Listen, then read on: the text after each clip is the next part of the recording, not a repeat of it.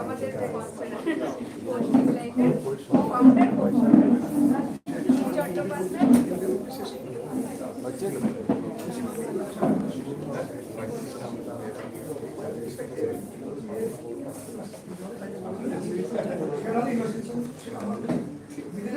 Good morning to one and all. As practitioners of mass communication, we often speak about digital platforms and new media. In fact, a year back, we often understanding its impact on the narratives of mass media. And today, let's return to the oldest form of communication of all, folk and tribal media, which continue to shape culture, resistance, and collective voice even in 21st century.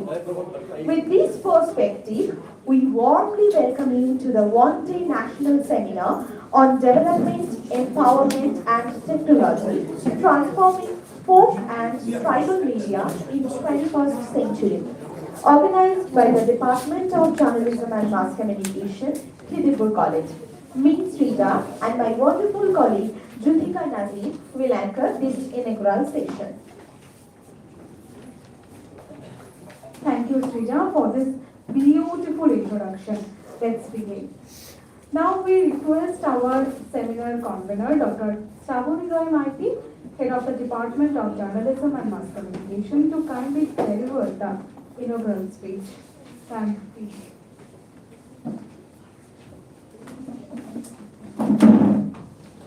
Thank you, Juthika. Thank you, Srija. A warm welcome, everybody.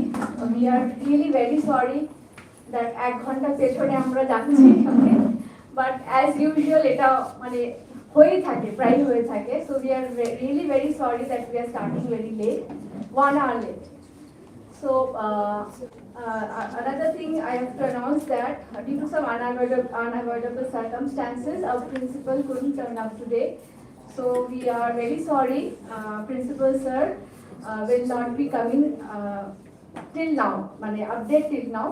I think he will not be able to make today. So respected guests, resource person, distinguished scholars, faculty members, colleagues, students and participants, a warm welcome to our one-day national seminar on development, empowerment and technology, transforming folk and tribal media in the 21st century. Today we delve into how ancient and tribal media like puppetry, ballads, yakshagana meets digital tools for empowerment. Tribal media forms the foundation of our communication system, carrying oral histories, rituals and values that bind communities long before mass media existed. If we consider Lewis Henry Morgan's theory frames this perfectly, societies evolved from savagery to barbarism to civilization. Folk media is a cultural superstructure, songs and dance life built on the subsistence core of tribal life, preserving communal gens identity. It refers to the shared group belonging in Lewis Henry Morgan's anthropology, where a gen is a clan or lineage tied by blood, traced through mothers in early tribes. Tribal folk media preserve these deep feelings, songs and rituals, reinforce clan unity and equality, protecting communal roots as technology advances. Technology drives this evolution as per Everett Rogers' diffusion of innovation. Early adopters in tribes use apps and IVRS, that is interactive voice response systems like CGNet, Swara, to spread folk messages on health or market. Power of trading, conscientization empowers locals as active learners. In tribal media, conscientization happens when folk songs or IVRS messages help communities spot issues like land loss, water problem, then organize via apps for empowerment. While Jan Survey's participatory model ensures bottom-up growth, turning passive receivers into creators. Conscientization in rural development means helping villagers wake up to their problems like poor water access or land grabs and take action together.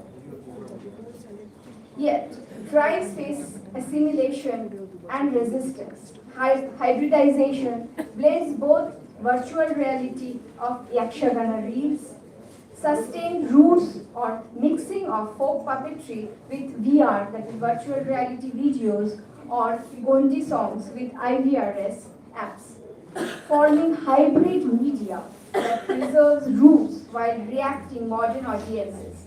Sanskritization elevates tribal practices to higher caste status, forging resilient cultural identity amid change.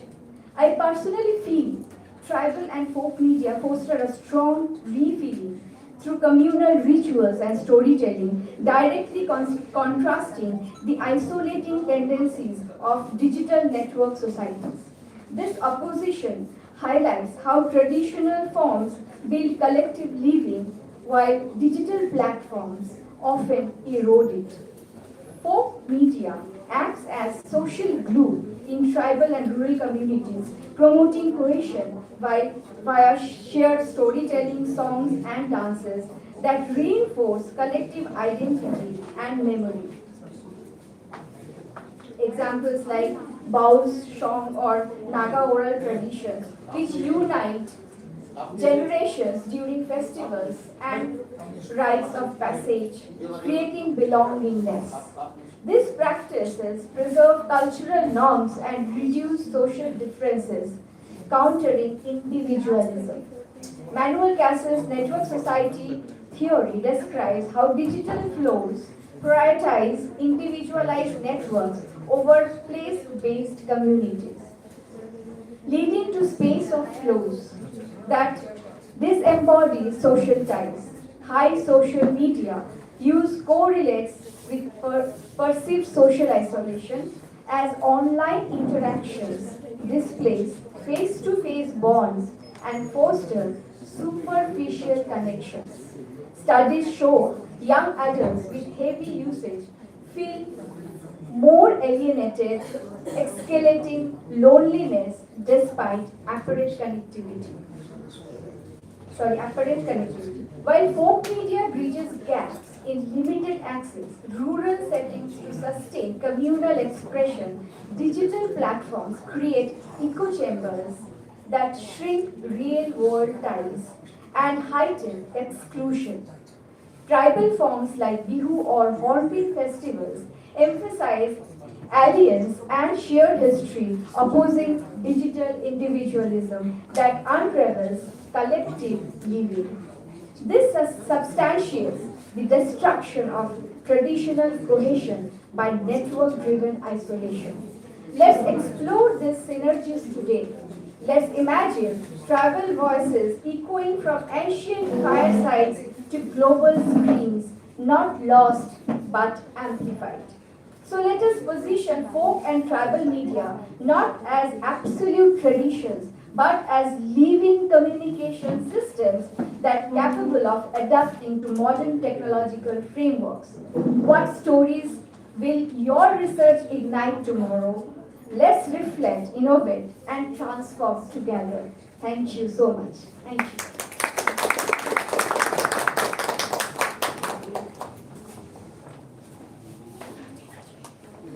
Thank you, ma'am, for that warm and thoughtful welcome. But before moving into academic discussion, why not a sampling experience?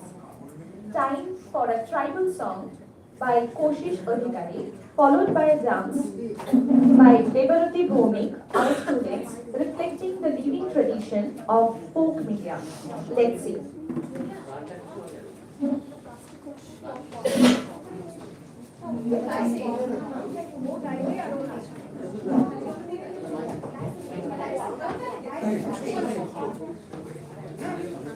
Hello. Hello.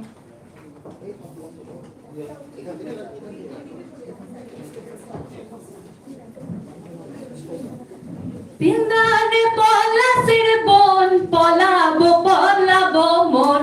Pindane pola sirbon.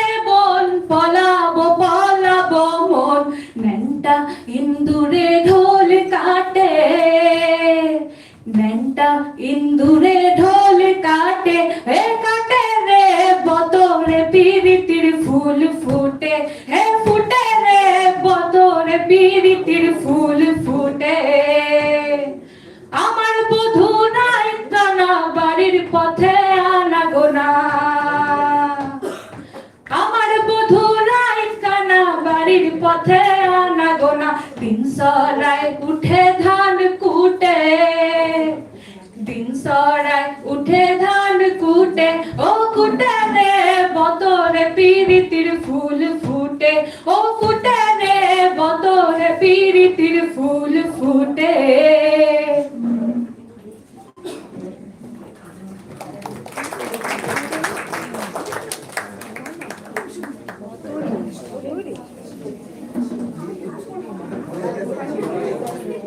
Thank you, Koshish and Devarti, for this wonderful performance. Now it's time for light lunch session. Requesting all sir and madam to come near the lamp. তার আগে আমাদের একটু বোঝানোর জন্য সময় লাগবে, তাই একটু সময় চেয়ে নিয়েছি আমরা। এরপর আমরা আমাদের লাইট লাঞ্চ সেশন শুরু করব।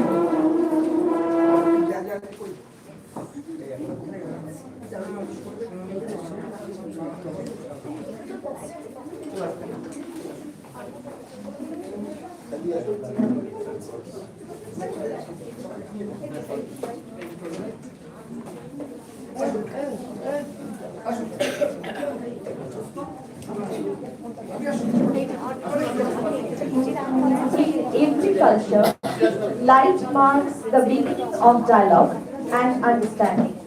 We now invite our honored guests to light the ceremonial lamp and formally begin today's seminar. We also request everyone to stay seated for the photo session.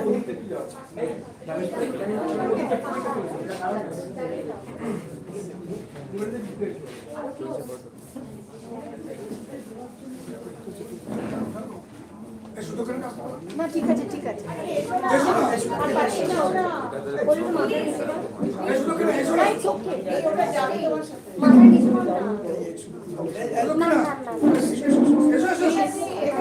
তাড়াতাড়ি উঠে এলে কথাটা কম হবে। চলে আসবে চলে এসো, চলতেই থাকবে এটা।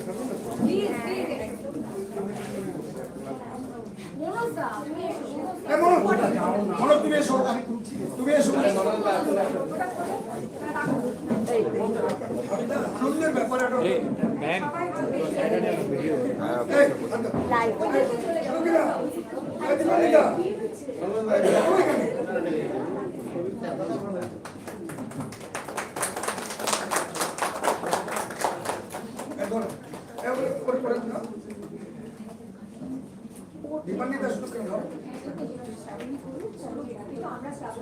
না না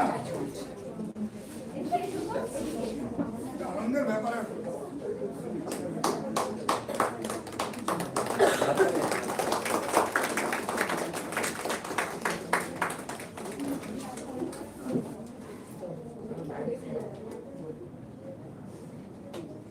ভিডিও করলি তো করেছিস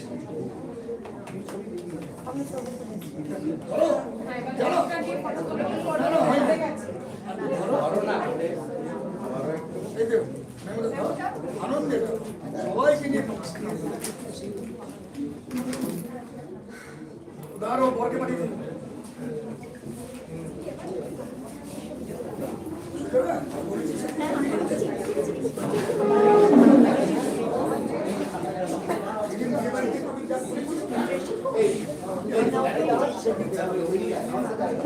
Thanks everyone for your kind cooperation. Now it's time for the invitation. We're taking time for arrangements.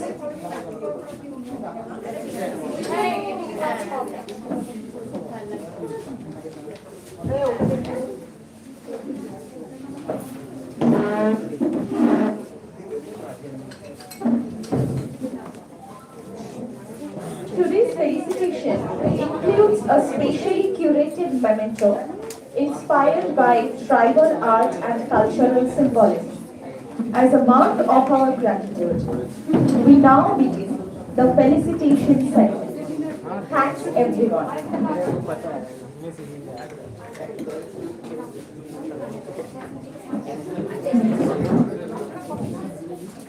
We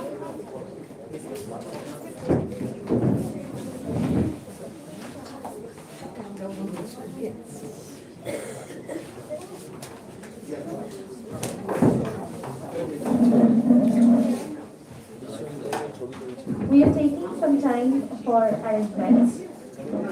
Indeed, this seminar reminds us why inclusive media studies must look beyond mainstream narratives.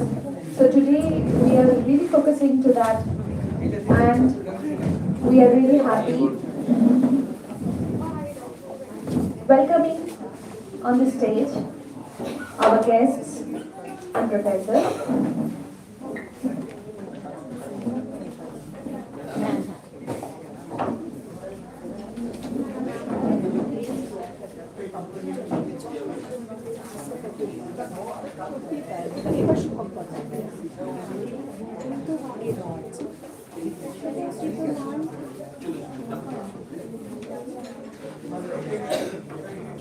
Now we start our felicitation program. First we invite our student Shomita to felicitate our dear PM sir.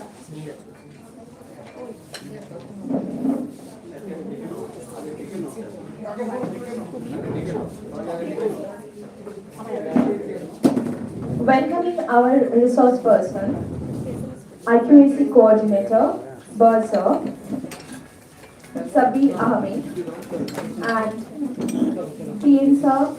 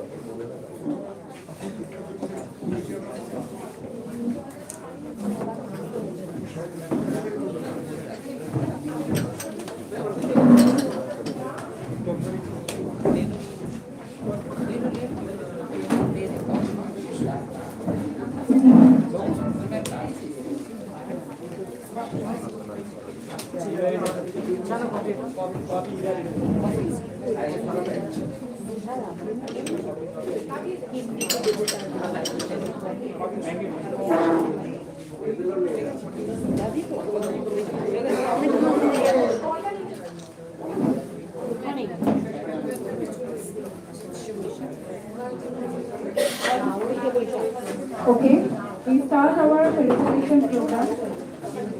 First, we invite our student Shomita to felicitate PM sir.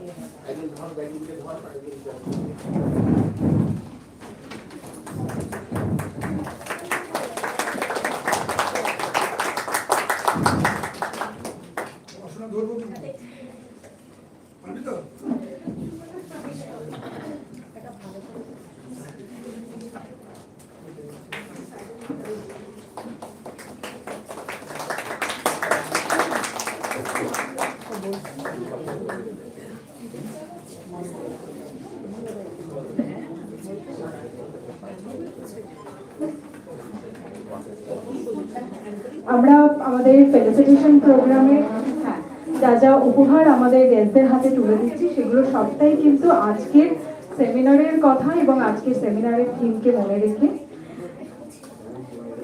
তো এরপর আমরা ডেকে নেব আমাদের student সুস্মিতাকে felicitate করার জন্য আমাদের respected GB member Sabir Ahmed.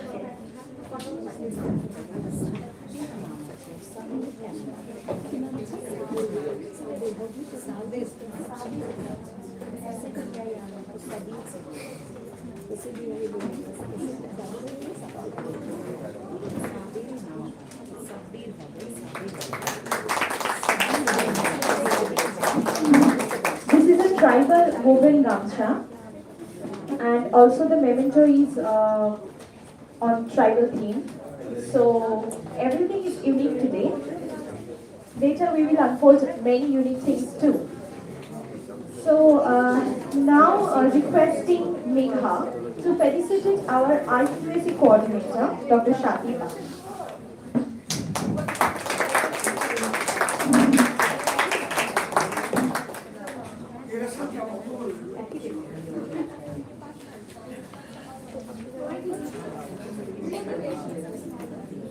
We invite Shushmita to felicitate Professor Dr. Kakoli Dhara Mondol. She is our honorable resource person today. Now, Shushmita is felicitating our resource person, Dr. Kakoli Dhara Mondol.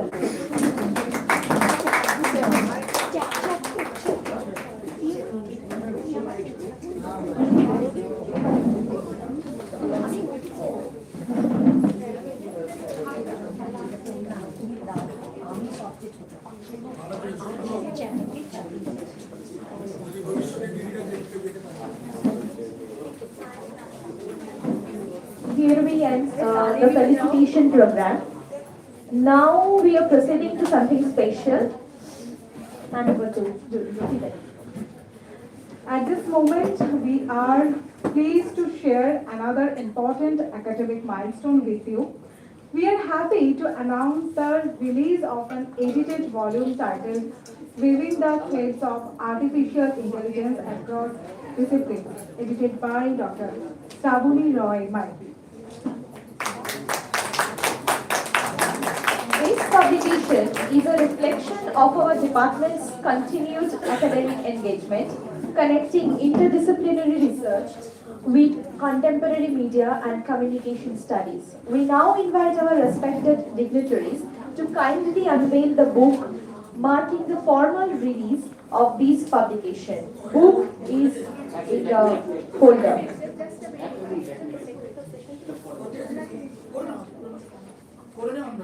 Sorry, we are requesting our student Shushmita to felicitate Ruth Chattopadhyay. Mrs. Ruth Chattopadhyay, felicitating Mrs. Ruth Chattopadhyay, founder of the Positive Life. We are really thankful to Positive Life because they are our food sponsor today, and as I was telling that today everything is theme based. Also our lunch is on tribal theme based food, and we are really very happy. Thank you. A special thanks to Mrs. Ruth Chattopadhyay. Now coming to the book release. We now invite our respected dignitaries to kindly unveil the book marking the formal release of this publication. Requesting a photo session again.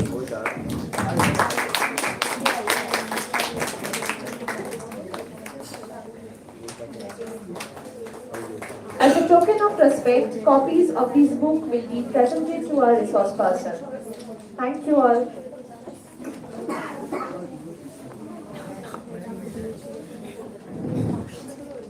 Thank you so much. Now we request our respected PM sir, who always inspired us for such initiatives. Sir, please come on the dais.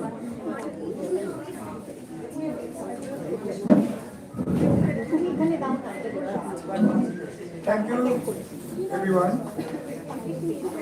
The speakers, resource persons on the dais and off the dais. Mainly first, I thank you and welcome on behalf of the college, as principal is absent today. I am on behalf of principal and on behalf of governing body of the college welcoming Professor Dr. Kakoli Dhara Mondol, who is a good researcher, academician. Above, he is a very good teacher. When she teaches her students, I have heard it. I have done Kollani. She is just like a mother to the students in folklore department of Kollani University. And we are very much grateful today to have her in the podium. My thanks goes to Professor Abhi Chattopadhyay, who is yet to come to deliver his lectures today. And also thanks to our Honorable GB Member, Sabir Abed, and my dear sister, IQC coordinator of the college, Professor Dr. Sati Pal, who always encourages every department because he is also a NAC coordinator. She always persuades and encourages every department to do something.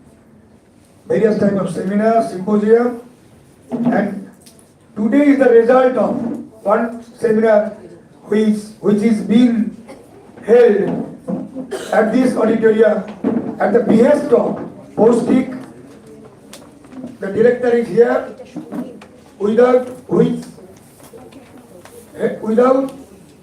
her help, this seminar could not be possible today because at the last moment, our government has withdrawn their generous help, though they have sanctioned to perform the seminar at the cost of them.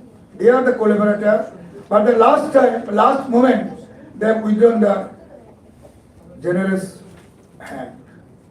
And at the behest of generous concern like Postic, they have come forward and helped us to perform this type of seminar today.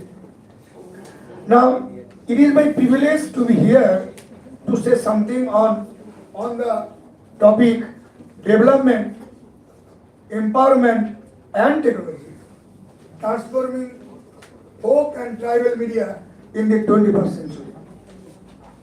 I am not the right person to say something on this topic. Resource persons are here.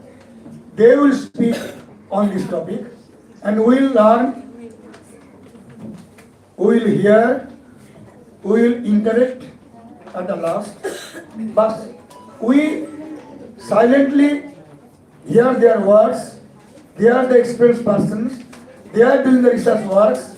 So we are eagerly waiting for their valuable speeches. But from the college, only one or two words I want to speak. Our college is a very small college, in shape, but big in mentality.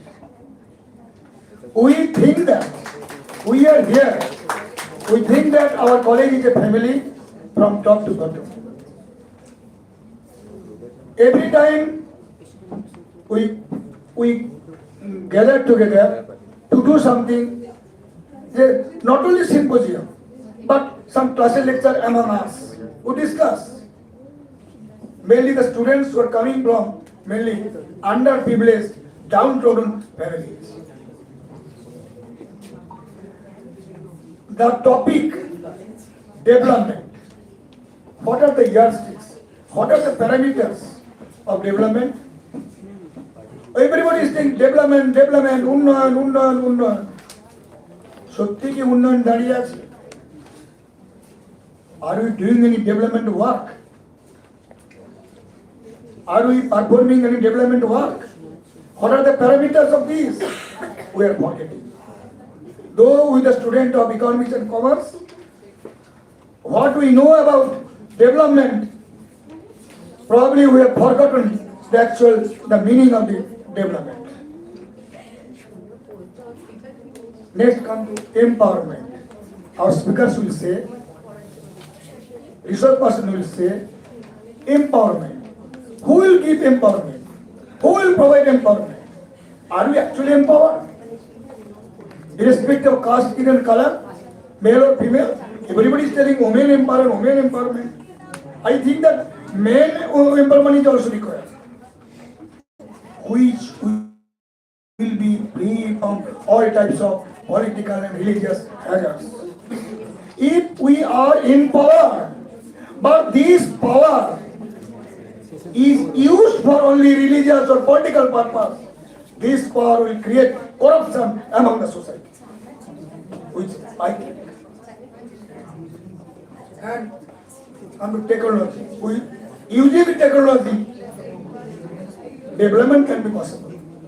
But the very word transforming which is mean to metamorphose. What? Folk means the general people, particular races of people, particular types of people, common people. And tribal media will be used in the 21st century. Tribal, what is there any actual tribal media? I don't know. Madam Kakuli Dhara Mandal will say something on this. Is there any tribal media? Media is media.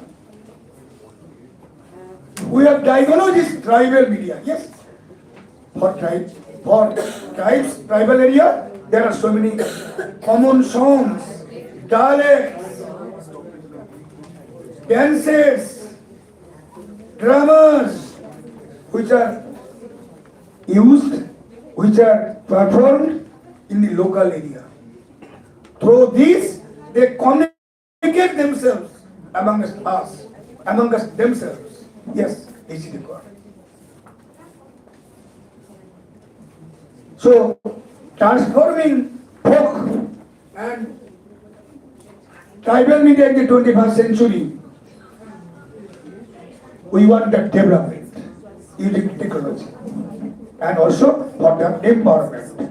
But empowerment in real term empowerment, we should be free from all types of religious and political biasness.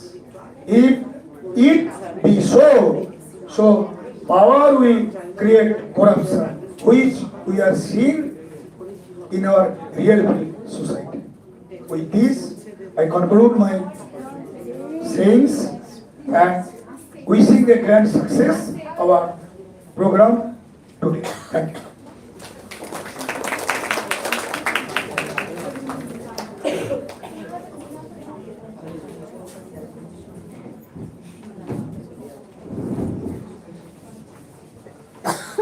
Thank you, sir. Thank you so much. Thank you for your inspiring words.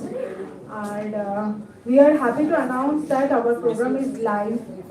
So, যারা এখন এখানে উপস্থিত নেই তারা live প্রোগ্রামটা দেখতে পারবেন, live আমাদের সেমিনারটা দেখতে পারবেন।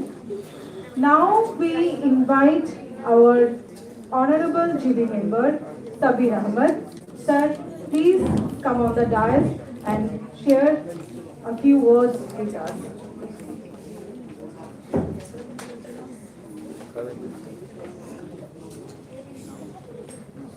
Honorable guest at the dais, Honorable Professor at Tribhuvan College, and the dear students.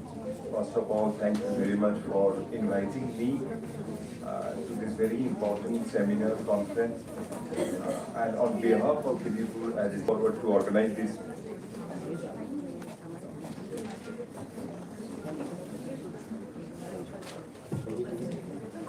I would like to thank the collaborator for coming forward to organize this seminar.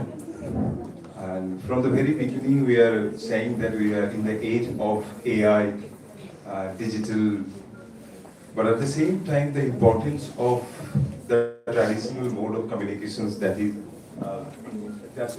and tribal media, that's also very important in the context, although we are talking that it's a digital India, India is digitalized every sphere, but my research, especially on the digital disparity, I have seen still there is a long gap among the social group, especially tribals are much lag behind in accessing all these modern tools. We may use AI for every sphere of our life, but they lack even a basic communication, for example, newspaper advertisement. I, as a part of several assessment of the government scheme, we ask people how you want to be communicated. None of them from the backward community, especially tribal community, they don't read the mainstream newspaper, for example, Anandabazar or Telegram. But as a policy, we spend crores on advertising those things for publicity purpose.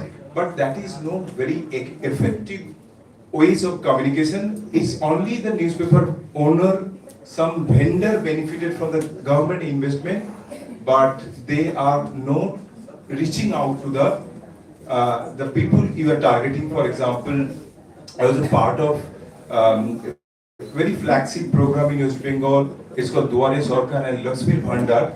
In the district, for example, Purulia and Bankura, there is low attendance of these people in those camps. So we try to understand what happens. So government say we advertise in Anandabazar, they don't read Anandabazar or Telegram.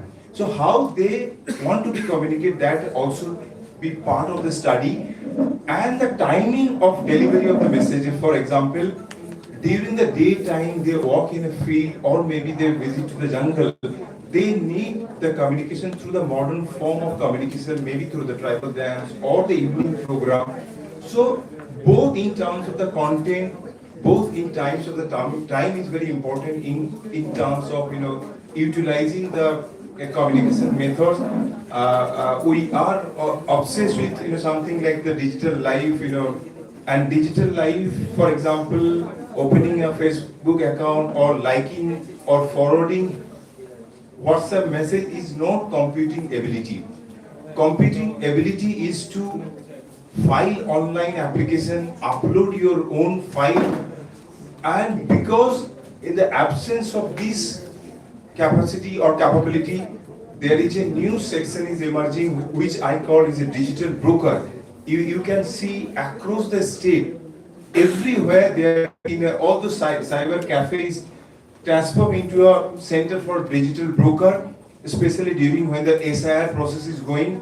They earn a lot by working on behalf of marginalized communities. So we may call that this is the age of AI, but it reaches only to certain section in India, in West Bengal, and computing ability also associated with the basic literacy that we are also lacking. So we may talk, we may organize seminar, and many congratulations also to Dr. Rai Mahati for bringing this book on artificial intelligence.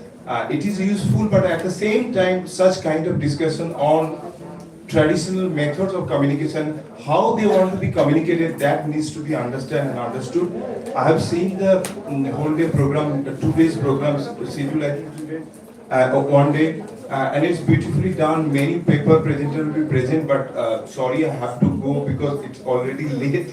So I wish all the best to the organizer and presenter who will be enlightening us who are present here to listen.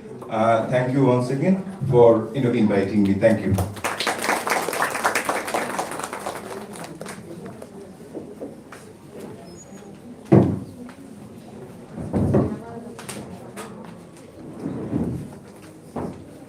Thank you, sir.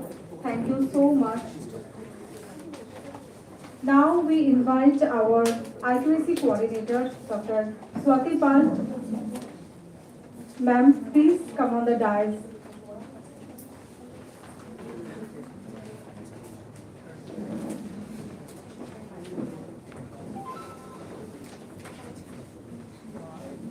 Thank you, Deepika.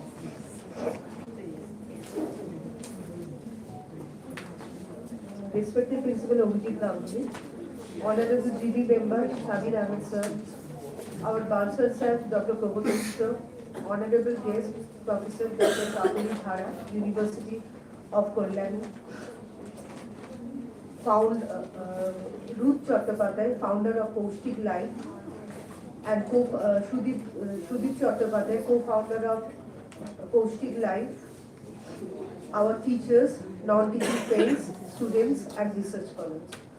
সবাইকে সাদর অভ্যর্থনা এই সেমিনারে আসার জন্য, উপস্থিত হওয়ার জন্য। খিদিরপুর কলেজের জার্নালিজম ডিপার্টমেন্ট তার যাত্রা শুরু করেছে 2003 সাল থেকে অ্যাজ আ জেনারেল সাবজেক্ট। তারপরে শুরু হয়েছে অনার্স পড়ানো শুরু হয়েছে, আমরা অনেকেই হয়তো জানি 2015 থেকে, কিন্তু এই 10 বছরের মধ্যেই ডিপার্টমেন্ট বিভিন্ন seminar, workshop, news bulletin, short film making ইত্যাদি বহু বিষয়ে তাদের পারদর্শিতার পরিচয় দিয়েছে। ঠিক তাদেরই উদ্যোগে আজ আরো একবার এই seminar on development, empowerment and technology, transforming folk and tribal media in the 21st century organized হচ্ছে। So I congratulate HOD Dr. Shravani Rai Mahati and her team for this initiative. We are grateful to Poshtik Life for extending their support at the last moment. As the IQC coordinator of Khidirpur College, it gives me immense pleasure to address this August gathering. Hosting this event underscores our institution's commitment to foster quality higher education that bridges tradition with innovation, aligning seamlessly with NAC vision of holistic academic excellence. All of us know that folk and tribal media are powerful tools for community development, empowerment, and cultural preservation. In the 21st century, integrating tradition with innovation ensures remarkable contribution in social equity and sustainable development. Folk and tribal গণমাধ্যমগুলো ঐতিহাসিকভাবেই সংস্কৃতি, ঐতিহ্য এবং সম্প্রদায়ের জ্ঞান সংরক্ষণের জন্য একটি গুরুত্বপূর্ণ ভূমিকা পালন করে থাকে। Technology acts as a bridge connecting indigenous voices with global platforms while supporting socio-economic progress. Different forms of folk and tribal media like storytelling, songs, dances, puppet show, community radio provide information on health, education, agriculture and governance. For example, গ্রামীণ ভারতের পথনাটিকাগুলো awareness raise করে about sanitisation. আমরা জানি ছত্তিশগড়ের tribal সংস পরিবেশ বিষয়ক বার্তা দেয় সবাইকে। Different folk performance highlights women issues promoting gender equality. Yet, in the 21st century, these forms face existential threats from globalizations and digital disruptions. Our seminar spotlights how technology empowers media for development and preserves tribal and histories. As an IQC coordinator, I extend my deepest gratitude to the Department of Journalism to providing a platform for this discussion. I also grateful to Postic Live for their support in this seminar. Now, I just want to mention some few words about Postic Live. It is a women-owned and women-centric organization, mainly 60% female workforce, that actively supports marginalized farmers, SHGs and FPOs to ensure fair remuneration. It strongly focuses on protecting indigenous seed varieties, conserving over 600 plant species, rice, vegetables and fruits to maintain ecological balance. They are fully traceable to their product source, ensuring consumers know exactly where their food comes from. They utilize zero-power cold storage technology, battery-operated e-vehicles and CNG vehicles for delivery to minimize our carbon footprint. This purpose-driven enterprise arm that acts as a digital branding and resource partner for their ethical businesses, SHGs, FPCs and rural communities. It helps these organizations scale responsibilities and connect with conscious consumer. So we are again grateful to them to extend their helping hand to us and sponsoring the food packet, lunch packet for today's seminar. So let us start our seminar and I wish the seminar a grand success. Thank you.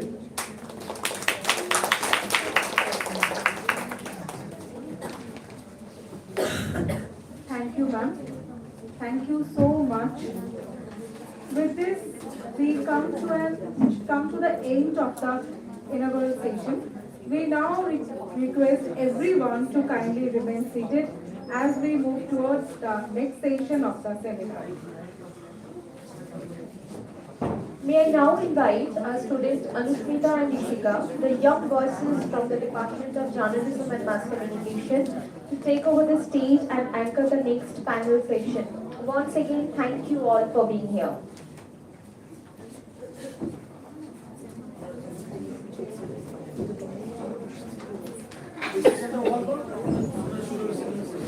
Session is over now. We will go to the technical session. paper presenters, you all sit over here. We will be running I don't think parallel session will be needed. So since our second resource person is not yet reached, so after Kakuli ma'am speech, we will start our technical session. Okay. So if our second resource person arrives, then after his speech, we will go to the technical session. Okay. But still now, if our second resource person doesn't arrive, we will start the technical session here only. Okay. Thank you.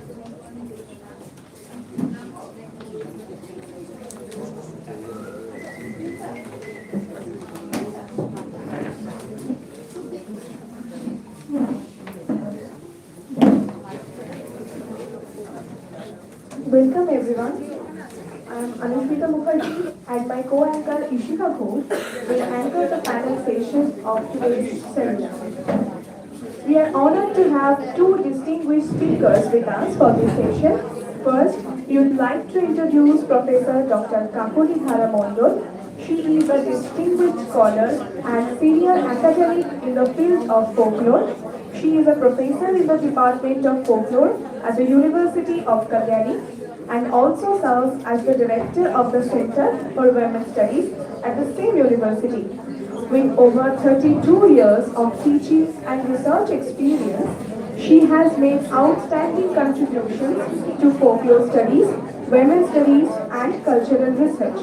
She is the honorary president of the Krishnapur Center for Folklore Studies and Research and holds several prestigious national and international positions, including vice president of the Academy of Folklore and the Asian Folklore Congress and member of the American Folklore Congress.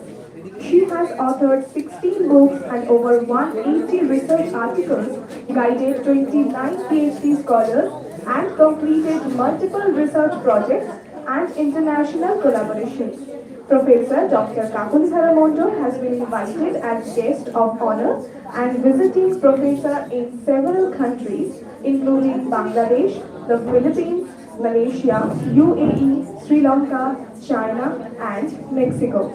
Her lifelong dedication to folklore and cultural studies has earned her wide recognition both in India and abroad.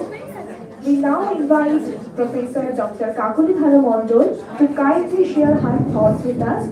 Ma'am, please come on the podium.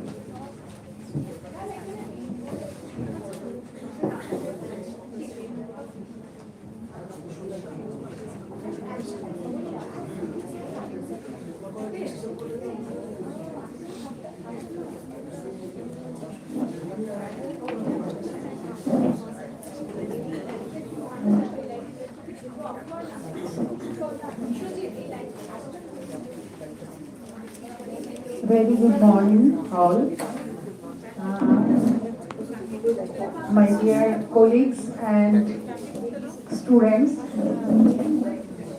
though I am preparing my presentation in English, I like to communicate with you in Bengali. So, as the subject, my topic is folk art, performance and cultural identity in the digital era.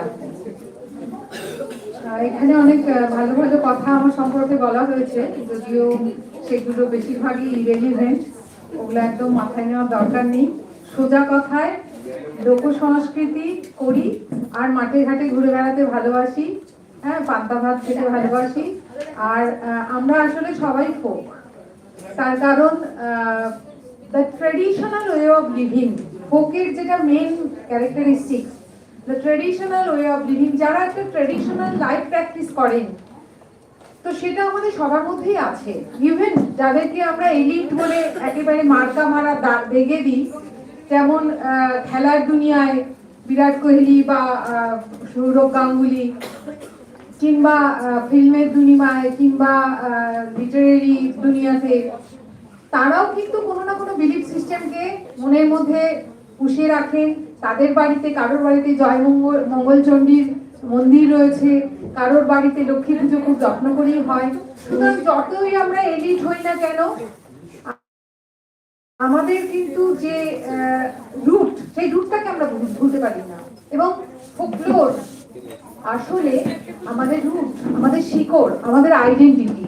তো আমরা প্রত্যেকেই যখন পড়াশোনা করে কোনো institutional একটা ব্যাকগ্রাউন্ডের সঙ্গে জুড়ে যাই, তখন হয়তো আমার সেলফ যে ফিলিংটা, আমার নিজস্ব ব্যক্তি সত্তাটা বিশেষভাবে গড়ে ওঠে। তখন আমি আমার কবিতাটা আমার নামেই প্রকাশিত হতে দেখলে পছন্দ করি, সেটা অন্য কেউ চুরি করলে তার নামে মামলা করে দিই। ইভেন রবীন্দ্রনাথের গান যদি কেউ বাজেভাবে গায়, সেটা নিয়েও আমরা আদালতে চলে যাই। কিন্তু আমাদের মনের মধ্যে কিন্তু সেই মানুষটা রয়ে যায় যে কিনা বহু বছর ধরে, 30 লক্ষ বছর ধরে পথ চলছে। আজ থেকে 30 লক্ষ বছর আগে আফ্রিকায় অস্ট্রালোপিথেকাসের যাত্রা শুরু। তারপরে অনেক পথ বয়ে গেছে। মানুষ বলে যাকে এপদের থেকে আলাদা করেছি সেই 30 লক্ষ বছর আগে, সেই অস্ট্রালোপিথেকাস থেকে হোমো ইরেক্টাস, হোমো হ্যাবিলিস, তারপরে 1 লক্ষ বছর আগে, মাত্র 1 লক্ষ বছর আগেই আমরা হোমো সেপিয়ান্স, আধুনিক মানুষ হয়েছি। এই যে আধুনিক মানুষ, তার কিছু লক্ষণ দেখা দেয়। সেই লক্ষণের আগেও কিন্তু আমরা নট বাঁধতে শিখেছি, আগুনের আবিষ্কার করেছি, আমরা চাকা আবিষ্কার করে পথ চলেছি। আফ্রিকা থেকে ছড়িয়ে পড়েছি অস্ট্রেলিয়া, এশিয়া কিংবা আমেরিকার উত্তর দক্ষিণে। সারা পৃথিবী ব্যাপী তখন কোনো যানবাহন ছিল না, শুধুমাত্র হাজার হাজার মাইল কিংবা লক্ষ লক্ষ মাইল পায়ে হেঁটে সারা পৃথিবীতে আমরা ছড়িয়ে পড়েছিলাম। তো এই মানব প্রজাতি একটা সময়ে ধীরে ধীরে তাদের মধ্যেও ক্লাস ডিভিশন এলো, তাদের মধ্যেও এলিট সমাজ তৈরি হলো। এলিট বলতে সেই রাজা কিংবা জমিদার কিংবা আজকের দিনে কোনো পাওয়ারের মানে চূড়ায় যারা রয়েছেন, ইন্ডাস্ট্রিয়ালিস্ট হতে পারেন, পলিটিশিয়ান হতে পারেন। তো এরা হচ্ছে সমাজের এলিট ক্লাস। আর বেশিরভাগ সাধারণ মানুষ, যাদের কিনা একটা আলাদা কোনো আইডেন্টিটি নেই, যারা মাসের একটা অংশ, পিপলের একটা অংশ, জনের অংশ, তারা হচ্ছে ফোক। আর আমরা যদিও বলি ট্রাইবাল আরেকটা বিভাগ, তার কারণ তারা তাদের যে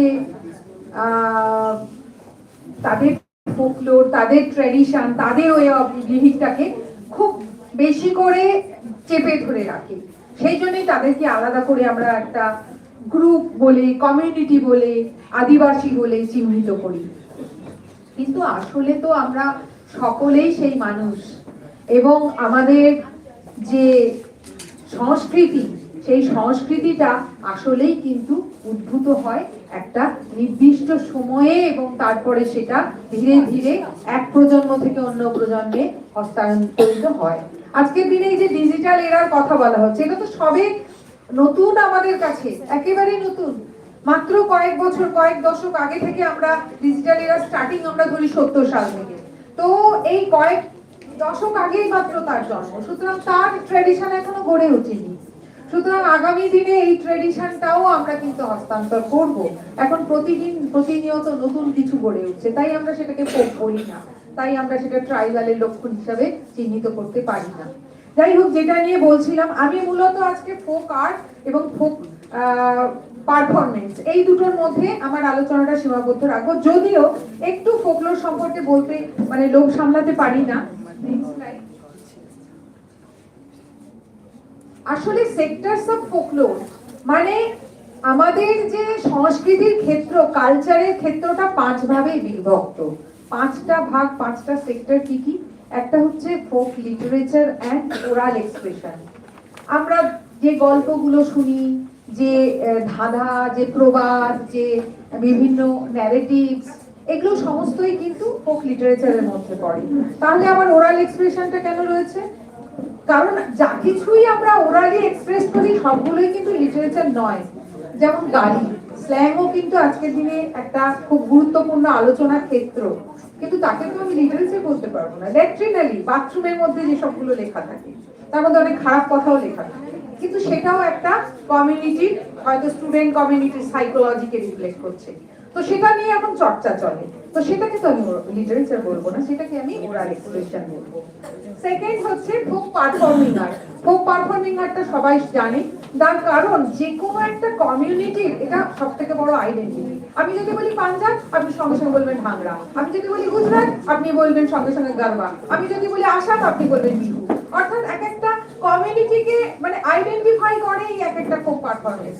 তো সেই জন্য ফোক পারফর্মিং আর্ট বলতে সঙ্গীতকে বোঝায়, নৃত্যকে বোঝায়, নাট্যকে বোঝায় এবং পাপেট্রিকে বা পুতুল নাচকে বোঝায়, খেলাধুলোকে বোঝায়, যা কিছু এই সমস্ত ট্র্যাডিশনাল গুলো সেগুলো ফোক পারফর্মিং আর্টের মধ্যে পড়ছে। মেটেরিয়ালাইজড ফোকলোর এটাও খুব গুরুত্বপূর্ণ। কেন গুরুত্বপূর্ণ? একটা মানুষের আইডেন্টিটি কিন্তু তার মেটেরিয়াল কালচার।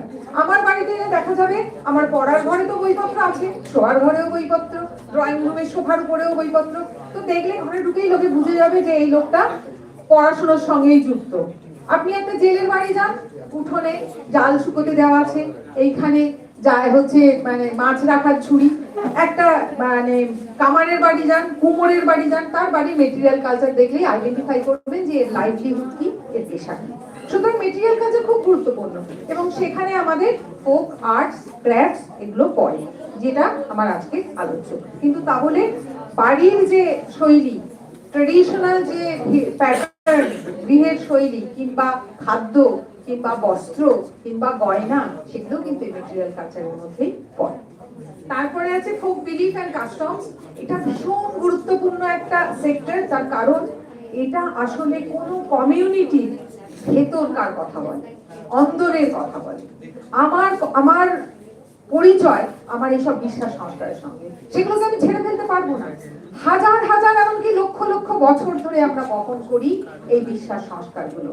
আপনি বলবেন এটা কিরকম কথা বললেন ম্যাডাম, হাজার হাজার বছর ধরে কোনটাকে আমরা বহন করি? কেন? শিবলিঙ্গ পাথরের হয় কি, এখন তো সবকিছু কাঁচের হয়ে গেছে, স্টিলের হয়ে গেছে। শিবলিঙ্গ একটা আপনি স্টিলের শিবলিঙ্গ পুজো করুন তো, সঙ্গে সঙ্গে মনে হবে না না ঠিক রেজাল্টটা পাচ্ছি না, ওই পাথরের শিবলিঙ্গটাই ঠিক আছে। কোষাকুষি আজও চেঞ্জ। তাম্রপ্রস্তর যুগ কবে ফেলে এসেছি? তাম্র যুগকে আমাদের অনেক অনেক হাজার বছর পেরিয়ে এসেও আজও পর্যন্ত কোষাকুষিটা কাঁচের হয়নি কিংবা স্টিলের কিংবা প্লাস্টিকের। ঠিক আছে, কারণ এগুলো বিশ্বাসের সঙ্গে যুক্ত। তো বিশ্বাস আমাদের ভেতরে এমন করে, পরীক্ষা দিতে যাচ্ছি, এক শালিক দেখুন পরীক্ষাটা মনে হচ্ছে খারাপ হবে। পরীক্ষার সময় যদি মা ভুল করে ডিম সেদ্ধ করে দেয়, মা তুমি ডিম দিলে, আমি পরীক্ষা দিতে যাচ্ছি, তুমি ডিম দিলে আমাকে। তো এইগুলো আমাদের সংস্কার, বিশ্বাস আমাদের বহন করে চলি, এটা আমাদের আইডেন্টিটির মধ্যে পড়ে। এর মধ্যে লৌকিক দেবদেবী আছে, এর মধ্যে বিভিন্ন ধর্ম আছে, বিভিন্ন গ্রাম দেবতা রয়েছে, এর মধ্যে ব্রত পালন আছে, উৎসব আছে, মেলা আছে, সবকিছু এর ভেতরে। আর আছে ফোক সায়েন্স এন্ড টেকনোলজি। এটা দেখে হয়তো সায়েন্সের লোকজন বলছেন এটা আবার ম্যাডাম কি বলছেন, ফোকলোরের মধ্যে আবার সায়েন্স টেকনোলজি কি করে ঢুকলো? আছে। আমরা ফোক উইজডম যেটাকে বলি, হাজার হাজার বছর ধরে ট্রায়াল এন্ড এররের মধ্য দিয়ে আমরা স্ট্রাগল ফর এক্সিস্টেন্স করতে করতে অনেক সায়েন্সকে এবং অনেক টেকনোলজিকে আবিষ্কার করেছি। আমাদের আজকের মডার্ন মেডিকেল সায়েন্সের মাকে ওই যে ফোক মেডিসিন। বহু বছর আগে আমাদের পূর্বজরা বুঝেছিল মধু খেলে শরীরের ইমিউনিটি বাড়ে, তুলসী পাতার রস খেলে ঠান্ডা লাগা প্রতিহত হয়, থানকুনি পাতার রস খেলে পেটের গন্ডগোল ঠিক হয়। এইগুলো কিন্তু আজকের দিনে মডার্ন মেডিকেল সায়েন্স বলছে এগুলোর মধ্যে সত্যতা আছে।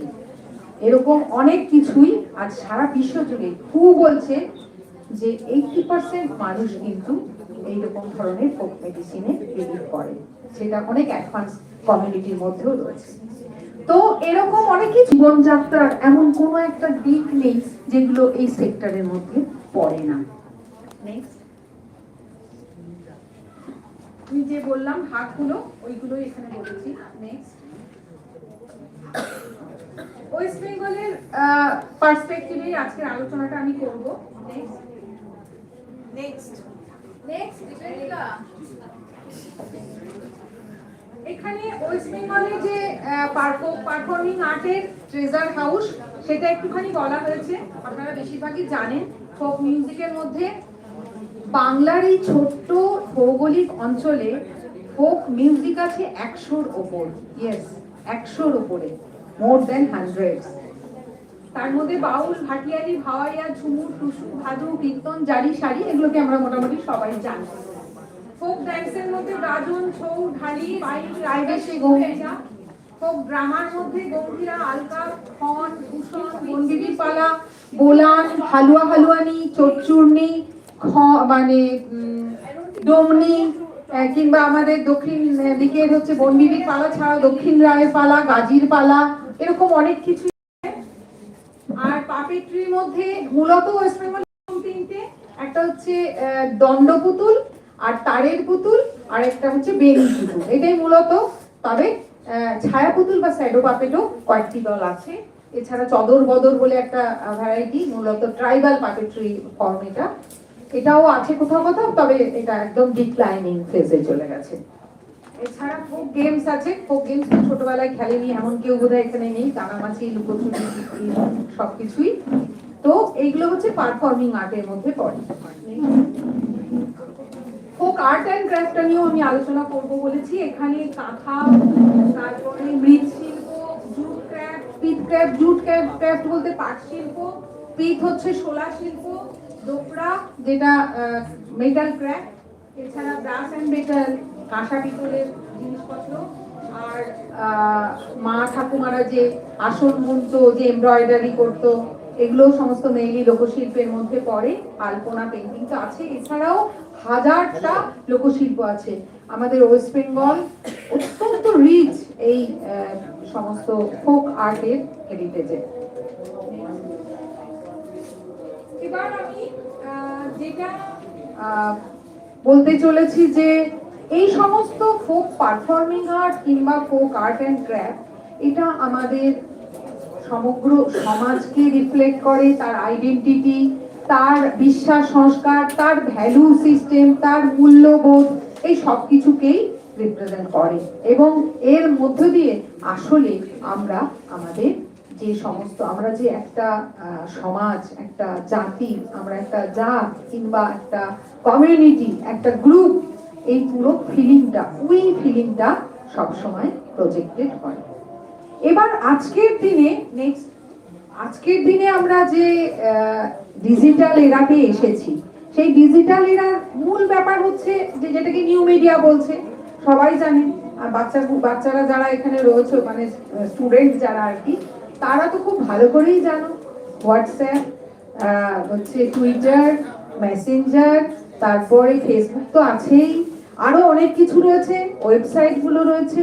অর্থাৎ আজকের দিনে এই সমস্ত যে যাকে নিউ মিডিয়া বলছি কিংবা সোশ্যাল মিডিয়া বলছি, এইগুলো সঙ্গে ফোকলোরের কি সম্পর্ক? এই যে এতক্ষণ ফোকলোর বলছিলাম, আর এখন বলছি যে এই যে মিডিয়ার কথা, ডিজিটাল এরা কথা, ডিজিটাল মিডিয়ার কথা, এই দুটোর মধ্যে কোথায় সম্পর্ক? আপাতভাবে মনে হয় কোনোই সম্পর্ক নেই, ওগুলো তো পুরনো জিনিস, আর এইটা তো একেবারে নতুন, এর সঙ্গে আবার কি সম্পর্ক?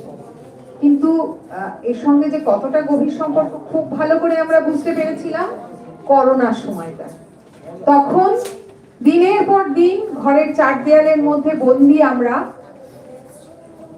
একের পর এক স্ক্রল করে গেছি, আর বিভিন্ন ওয়েবসাইট দেখে গেছি, এবং কোনোদিনও জানতাম না ছৌ নাচ কাকে বলে। হঠাৎ একদিন হাতে পড়েছে ছৌ নাচ, আর দেখলাম যে আরে বাহ, কি সুন্দর একটা মাস্ক ড্যান্স হলো। তো এরকম অনেকেই আছি, অনেক গান, এই কোক স্টুডিওর এত রমরমা কিন্তু করোনার সময়ই হলো। তো আজকের দিনে আমাদেরকে ভাবতে হচ্ছে, যাকে আমরা ফোক মিডিয়া বলছি, এই যেগুলো বললাম এগুলো সবগুলোই মিডিয়া। কেন মিডিয়া? এটা কমিউনিকেট করে। কি কমিউনিকেট করে? কিছু মূল্যবোধ, কিছু ভাষা, কিছু বক্তব্য। একটা বাড়িতে আমি ঢুকছি, তার চৌকাঠের সামনে দুটো পায়ের মতো আঁকা আছে, সাদা রঙের পা। আমি তার উপরে পা চাপিয়ে দেবো? পারবো না। আমার মূল্যবোধ আমাকে আটকে দেবে। আমি জানি এটা এমনি সাধারণ পা নয়, এটা লক্ষ্মীর পা, এটা কোনো একটা দেবতাকে রিপ্রেজেন্ট করে। একটা পাথর, কালো মতো পাথর নিয়ে এলো ব্রাহ্মণ, সে সিংহাসনে বসিয়ে রেখে দিয়েছে। অমন কত পাথর আমার টেবিলেও আছে, যেখানে বেড়াতে যাই সেখানকার নদী বা সমুদ্র থেকে একটা করে পাথর নিয়ে আসি, এনে একটু তার উপরে রং টং দিয়ে এঁকে নিই, সেটা আমার পেপার ওয়েট হয়। কিন্তু এই ব্রাহ্মণ যে কালো রঙের পাথরটা নিয়ে এলো, আমি কি তার উপরে পা তো দূরের কথা, ধাক্কা দিয়ে সেই পাথরটাকে ফেলে দেবো না। কেননা সেটা কিছু কমিউনিকেট করে, সে কোনো একটা দেবতাকে রিপ্রেজেন্ট করছে, সে শালগ্রাম শিলা, তার অনেক পাওয়ার বলে আমরা বিলিভ করি। তো সেটা কমিউনিকেট করলো যে এই যে বিশ্বাসটাকে, ওই পার্টিকুলার দেবতাকে, কোনো একটা পাওয়ারকে, কিছু শুভ অশুভকে, কিছু মঙ্গলকে। তো এরকমই ফোকলোরের প্রত্যেকটা জিনিস, আর ছোট ছোট জিনিসগুলো, যেমন গান তো ভীষণ ভালো একটা মিডিয়া। কি বলছে, যখন পুরুলিয়াকে ভাগ করা হচ্ছে স্বাধীনতার পরে, পুরুলিয়া জেলাকে কেউ নিতে চাইছে না, বিহারও নিতে চাইছে না, ওয়েস্ট বেঙ্গলও নিতে চাইছে না। তখন ওখানকার একজন লোককবি, তার নামও জানি না, সেই লোককবি লিখলো, বেঙ্গল বলে তুই ছুট, বিহার বলে দূর হট, পুরুলিয়াকে ঝাঁপ দিবে জলে, বেঙ্গলি ভাই বিহারি ভাই জ্ঞানটুকু বলে। বাংলা তুমি বলছো ছোট জাত, ওইখানে পুরুলিয়া যত ছোট জাত থাকে, কোনো রিসোর্স নেই, হ্যাঁ, মানে বৃষ্টি ফিষ্টি হয় না। আর বিহার বলছে দূর হটো, কেউ নিতে চাইছে না আমাকে, তাহলে আমি কোথায় যাবো? পুরুলিয়া জেলা যাবে কোথায়? ঝাঁপ দিবে জলে, বেঙ্গলি ভাই বিহারি ভাই জ্ঞানটুকু বলে। কত সামান্য দুটো চারটে লাইনের মধ্যে কত বড় কথা বলে দিল। অনেক পলিটিশিয়ানরা মানে কয়েক ঘন্টা বক্তৃতা দিয়ে যে কথাটা বলতে পারে, এই ছোট্ট গানটা কিন্তু সেই মেসেজটা দিল। এরকম অনেক কথা আমরা জানি। ছড়া, ছোটবেলা থেকে সেই ছড়া পড়ে এসেছি যে সারেগামা পাধানি, বোম ফেলেছে জাপানি, বোমের ভেতর কেউটে সাপ, ব্রিটিশ বলে বাপরে বাপ। আপাতত ভাবে খুব নিরীহ একটা বাদ ছেলে বলানো ছড়া, কিন্তু সেই ছড়াটার মধ্যে কি বললো, সারেগামা পাধানি, বোম ফেলেছে জাপানি। আমাদের এখানে জাপান কবে বোম ফেললো? জাপানের কি খেতে কাজ নেই? আমাদের তো বন্ধু রাষ্ট্র না, কোনো এক সময় ফেলেছিল বিশ্বযুদ্ধের সময়, জাপানিরা বোম ফেললো। এবং কোথায় ফেললো? বাংলায় যখন কবিতাটা লেখাচ্ছে, নিশ্চয়ই কলকাতা বা বাংলার কোথাও একটা ফেলেছে। কিন্তু বাঙালিরা কেউ বাপরে বাপ বললো না, বললো ব্রিটিশ। কেন বাপরে বাপ বললো ব্রিটিশ? এই ছড়ার মধ্যে কেন এই কথাটা বলা হলো যে ব্রিটিশ বলে বাপরে বাপ? তার কারণ সেই সময় ব্রিটিশ শাসন, আমাদের প্রবল রাগ ব্রিটিশদের উপর। জাপান যদি বোম ফেলে আমাদের কিচ্ছু হবে না, আমাদের গায়ে একটাও বোমা পড়বে না, ব্রিটিশদের গায়ে বোমাগুলো পড়বে। সেই জন্য ব্রিটিশ বলে বাপরে বাপ। সেই সাইকোলজিটা, সেই সময়কার যে প্রতিবাদ, প্রতিরোধ, রাগ, ক্ষোভ, এই ছড়াটার মধ্যে। তাহলে সে কমিউনিকেট করে না, সে তো মিডিয়া। এটাই তো মানে একটা কি বলে আমরা যাকে বলি দূরদর্শন, রেডিও, তারা যে কথাটা অনেক কিছু মানে ফেনিয়ে বলতে পারে, ফোকলোর সেটা দুটো শব্দের মধ্যে বলে দেয়। প্রবাদগুলো দারুণ ভাবে কমিউনিকেট করে। আমি একটা, এই যে তোমরা হদ্দম করে থাকো বাবা আমার কাছে, আমার এই ফোন চাই, সেই ফোন চাই, হ্যাঁ, তো বলছে কি, একটা প্রবাদ বলছে যে কি যেন প্রবাদটা, যে কি একটা ফুটানি, আচ্ছা, আর একটা প্রবাদও রয়েছে, পেটে নেই ভাত, বেরাসে মাঝে দাঁত। পেটে ভাত নেই, এদিকে খুব বাহার করে ব্রাশ দিয়ে দাঁত মাজছে। এটার মানেটা কি? তোমার যা সংস্থান নেই, তুমি তার বায়না করছো।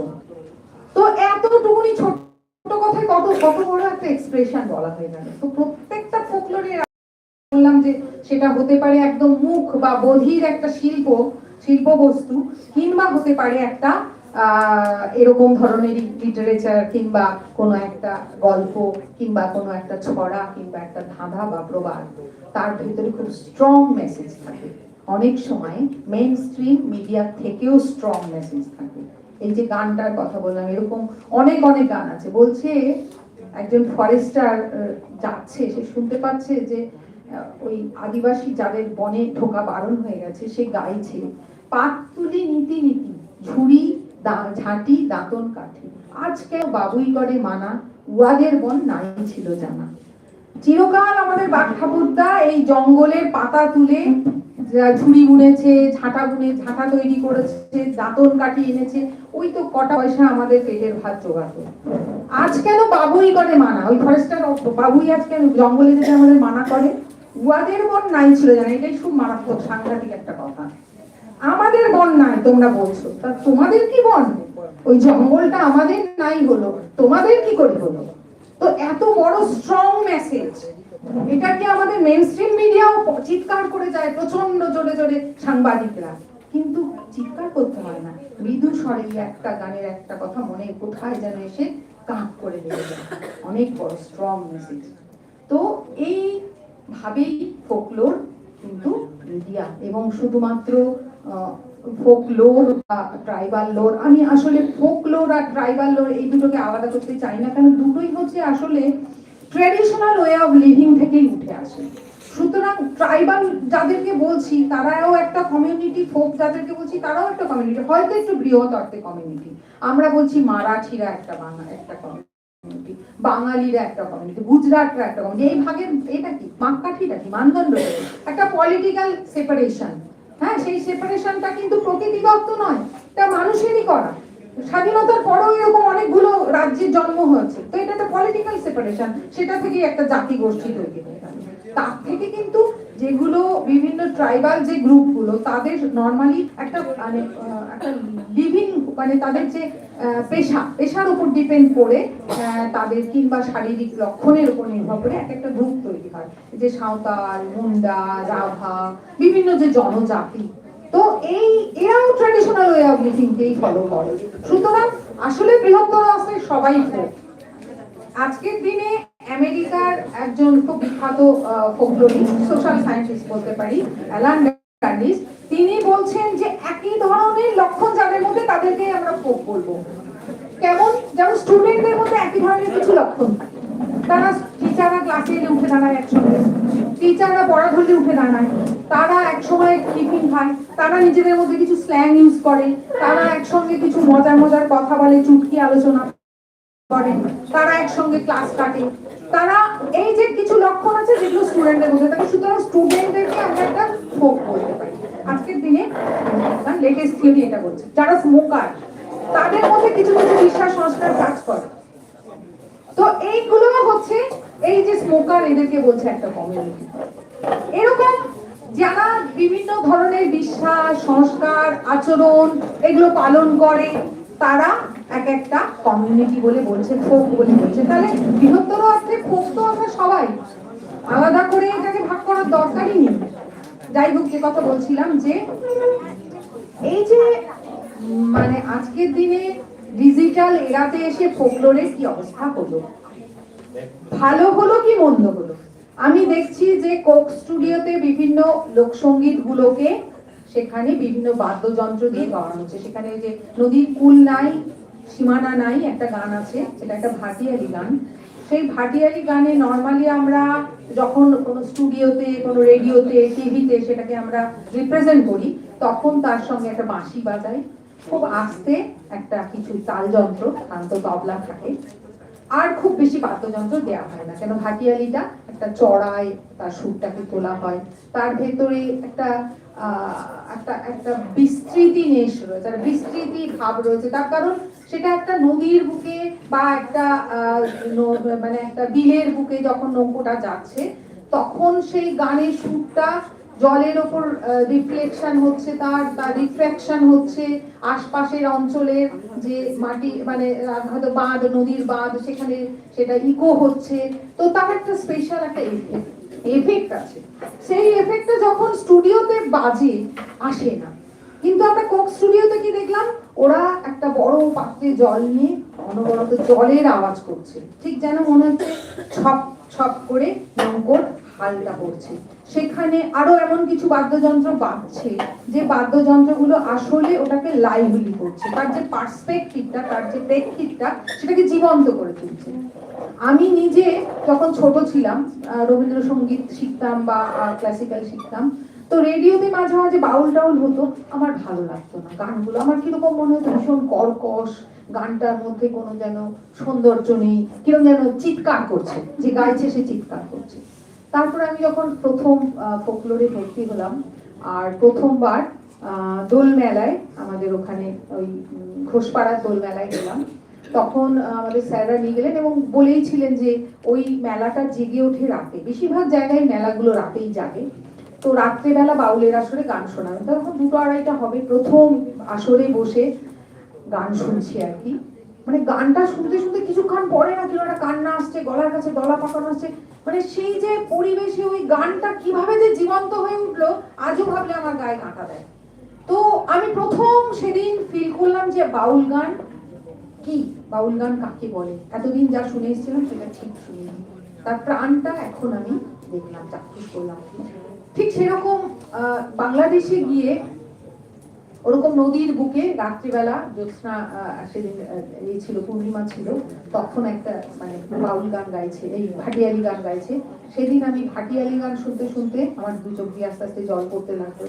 এবং সেইখানে একজন মাঝি বিজয় সরকারের একটা গান গিয়েছিল যে এই পৃথিবী যেমন আছে তেমনই ঠিক রবে, সুন্দর এই পৃথিবী ছেড়ে চলে যেতে হবে। গানটা শুনে হাউ হাউ করে কেটেছিলাম। মানে কি যে একটা অদ্ভুত আবেগ ভেতর থেকে ঠেলে বার করছে সেটা বোঝানো যাবে না। তো এই যে ব্যাপারগুলো, এইগুলো আমরা কিন্তু রিক্রিয়েটেড হতে যাচ্ছি এই সমস্ত ডিজিটাল মাধ্যমে আজকের দিনে। এবং যে গান কখনো শোনার সুযোগ পেতাম না, হয়তো আফ্রিকান কোনো ট্রাইবের কোনো গান আগে কোনোদিন শোনার সুযোগ পাইনি, বা আবার কোনোদিন আফ্রিকায় গিয়ে অরণ্যদেবের কমিক্স পড়তে পড়তে যাদের কথা পড়েছিলাম সেই পিগমিদের কোনো গান আজকে সোশ্যাল মিডিয়ার সুযোগে আমরা সেই গান শুনছি। আমি মেক্সিকোতে গিয়েছিলাম 4 মাসের জন্য, তো যাওয়ার আগে আমি ওদের মায়া সভ্যতার সমস্ত কালচার গুলো বসে বসে এখানে দেখতে সুযোগ পেয়েছিলাম। হয়তো 10 বছর আগে এই সুযোগটা ছিল না। তো এই যে আজকের দিনে ডিজিটাল এরা এই যে লোকসঙ্গীত শিল্পীদেরকে পৌঁছে দিচ্ছে একেবারে ঘরের মধ্যে, আমি এখানে বসেই দেখতে পাচ্ছি যে কিরকম ভাবে উত্তরবঙ্গে হচ্ছে কুদুমদেও গান গাওয়া হয়। সবটা অবশ্য দেখা যায় না। কুদুমদেও গান আমি যখন নিয়ে চাক্ষুষ দেখেছিলাম সেটা তার অদ্ভুত একটা, সেটা খুবই প্রিমিটিভ একটা ফর্ম, ডান্স ফর্ম এবং মিউজিক ফর্ম। সেইটা হয়তো সবটুকু দেখা যায় না, তবুও গানগুলো তো কিছু পাওয়া যায়। এবং এমন অনেক কিছু আছে যেগুলো যে গান, যে নাচ, যে পাপেট্রি ফর্মগুলো আমরা সেই জায়গায় গিয়ে সেই পার্টিকুলার মানে যেমন বুনরাকু, এটা হচ্ছে জাপানে। এক্ষুনি যদি আমি মানে ওয়েবসাইটে দিই, ইন্টারনেটে দিই যে বুনরাকু অফ জাপান, তাহলে কিন্তু আমি বুনরাকু অফ জাপান দেখতে পাবো। সেই পাপেট্রিটা একটা বিশেষ ধরনের পাপেট্রি, খুব বড় বড় পাপেট হয়।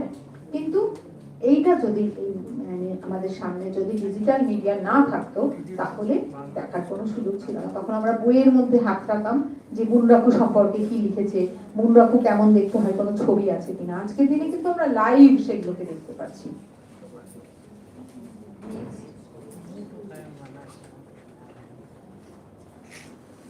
আজকে আমরা কি কি করতে পারছি, 1 নম্বর হচ্ছে এই যে ফোক আর্টস এন্ড ক্রাফটস এর কথাগুলো বললাম। আজকে এই করোনার সময় দেখেছি যে আমাদের পিংলায়, মেদিনীপুরের পিংলাতে পটচিত্র বলে একটা ফোক আর্ট ফর্ম আছে। সেই পটুয়ারা আজকের দিনে, মানে আগে ছিল বাড়ি বাড়ি গিয়ে গিয়ে গান গিয়ে তারা পটচিত্র দেখাতো আর পটুয়ার সঙ্গীত গাইতো, কিন্তু ধীরে ধীরে সময় বদলেছে। এখন বেশিরভাগ তারা পটচিত্রটা বিভিন্ন কমোডিটির মধ্যে আঁকছে, হয়তো কোনো ফুলদানির মধ্যে, কোনো পেন স্ট্যান্ডের মধ্যে, কোনো পাঞ্জাবির মধ্যে, কোনো ছাতার মধ্যে তারা আঁকছে। এবং আমরা মেলাগুলোতে, হস্তশিল্প মেলা বা সবলা মেলা, সরস মেলাতে এগুলো দেখি প্রথম। তো এরা কিন্তু আজকে সারা পৃথিবী ঘুরে বেড়াচ্ছে এদের এই শিল্প নিয়ে। এবং করোনার সময় পিংলা থেকে শাড়িতে এই ধরনের কাজ করতো, পটচিত্র আঁকতো। সেই শাড়িগুলোকে আমেরিকায় বিক্রি করছিল আমার এক বান্ধবী। ও কিছুদিন ওগুলোকে নিয়ে ওখানে বিক্রি করছিল, প্রচুর দাম। ওখানে যারা কেনে তাদের সেই সংস্থান আছে, 7,000, 8,000, 10,000, এমনকি 1 লক্ষ 1.5 লক্ষ টাকারও শাড়ি আছে। তো আজকের দিনে কিন্তু এই পটুয়া শিল্পে আমরা এই গত বছরের, আগের বছর, 2 বছর হলো, করোনার পরে একবার আমি সার্ভে করতে গিয়েছিলাম পিংলাতে, তখন দেখলাম যে একটা শ্রেণী কিন্তু বেশ ভালো অবস্থায় পৌঁছে গেছে, যারা কিনা এই সোশ্যাল মিডিয়ার আশ্রয় নিতে পেরেছে, যারা অনলাইন ট্রানজাকশন করতে পারছে, যারা ওই বিদেশি কারোর সঙ্গে যোগাযোগ করে তারা হয়তো যোগাযোগ করেছে, তাদের জিনিসগুলো ওই বিদেশে পাঠাতে পারছে। এবং তাতে আজকের যারা জেনারেশন, তাদের বাড়ির ছেলেমেয়েরা যারা একটু লেখাপড়া শিখেছে তারাই হেল্প করছে। তো যেটা যারা পিছিয়ে আছে, যাদের অবস্থা এখনো খারাপ, সব বাড়িতেই আমি দেখলাম অ্যাকচুয়ালি লেখাপড়ার অভাব কিংবা নিউ জেনারেশনের ছেলে মেয়ের অভাব। সেই কারণেই তারা পারেনি তাদের শিল্পটাকে এইভাবে মার্কেটে, বিশ্ব মার্কেটের মধ্যে, বিশ্ব বাজারে পৌঁছে দিতে। বিভিন্ন এনজিও, বিভিন্ন গভর্নমেন্ট বডি, এই আজকে তো বাংলা নাটক .com-এরই ওনার আসার কথা আছে, এরাও খুব ভালো কাজ করছেন। এরকম অনেক অর্গানাইজেশন আছে, অনেক সংস্থা আছে যারা আজকের দিনে এই সমস্ত ফোক পারফর্মিং আর্টগুলোকে বিভিন্ন সাধারণ মানুষের কাছে, শহরের জনতার কাছে পৌঁছে দিচ্ছে, কিংবা এই যে বললাম অনলাইন মার্কেটিং প্লেসে পৌঁছে দিচ্ছে, অনলাইন আর্কাইভস গুলো গড়ে উঠছে। এক্ষুনি আপনি যে কোনো একটা পারফর্মিং আর্ট বা যে কোনো শিল্পকে আজকে যদি আপনি চান যে আমি তো কোনোদিন কৃষ্ণনগরের ঘূর্ণিতে যাইনি, আমি একটু কৃষ্ণনগরের ঘূর্ণিটা ঘোরানোর সুযোগ আছে। এই সমস্ত বিভিন্ন যে আমাদের এখন সোশ্যাল মিডিয়া ইনফ্লুয়েন্সার, তারা এক একটা জায়গায় নিয়েছে, বেশ কয়েকজন আছে যারা লোকশিল্পে গ্রামগুলোতে ঘোরায়। হ্যাঁ, রাবড়ি গ্রামে গিয়ে রাবড়ির বর্ণনা দেয়, তারা জয়নগরে গিয়ে জয়নগরের মোয়ার বিভিন্ন কাউন্টারে পৌঁছে দেয়। হয়তো স্বাদটুকু পাওয়া যায় না, সেটার জন্য আবার অনলাইন ট্রানজাকশন করে নিলে বা সেটাও চলে আসতে পারে বাড়িতে। তো এই মিডিয়াগুলো কিন্তু আজকের দিনে সারা বিশ্বব্যাপী একটা লোকালকে পৌঁছে দিচ্ছে, সেটা রিজিওনাল থাকছে না, সেটা পৌঁছে যাচ্ছে অনেক মানুষের কাছে। অন্তত তো হ্যাঁ, গ্লোবাল তো হচ্ছেই। অন্তত এই যে জয়নগরের মোয়া আমরা যখন সার্ভে করছিলাম, আমার এক স্কলার ও আমার কাছে মিষ্টি নিয়েই কাজ করে, তো ওকে নিয়ে গিয়েছিলাম গত বছর জয়নগরে পুজোর শীতের সময়। সত্যি খেয়ে দেখলাম যে আমরা কলকাতায় বসে যেগুলো খাই সেগুলো আসলে জয়নগরের মোয়ার টেস্টটা দিতে পারে না, গন্ধটাও দিতে পারে না। কারণ ওরাই বলছে যে এটা বানানো 4 ঘন্টার মধ্যে কনজিউম করলে তার ঠিক স্বাদ আর গন্ধটা পাওয়া যায়, ফ্রিজে ঢোকালে একদম ওটা নষ্ট হয়ে যায়। তো ওটা বলছিল যে আমি আপনাদের এটা কোথায় যায়, তো বললো এখন ভারতবর্ষের বিভিন্ন জায়গা থেকে আমাদেরকে অর্ডার করে এবং আমরা পাঠাইও। আর যারা বিদেশে যায় তারা এখানে এমনও হয় যে এখান থেকে কালেক্ট করে সোজা এয়ারপোর্ট দিয়ে চলে যায়, আমাদেরকে বলে দেয় এটা 2-3 দিন বাদে পৌঁছাবে। তো আমরা জানি যে 2-3 দিন বাদে পৌঁছালে ওটা হয়তো মানে সেই স্বাদ সেই গন্ধ থাকবে না, তবুও একটা মানে ওই ফিলিংটা তো থাকে যে এটা আমার দেশের জয়নগরের মোয়া।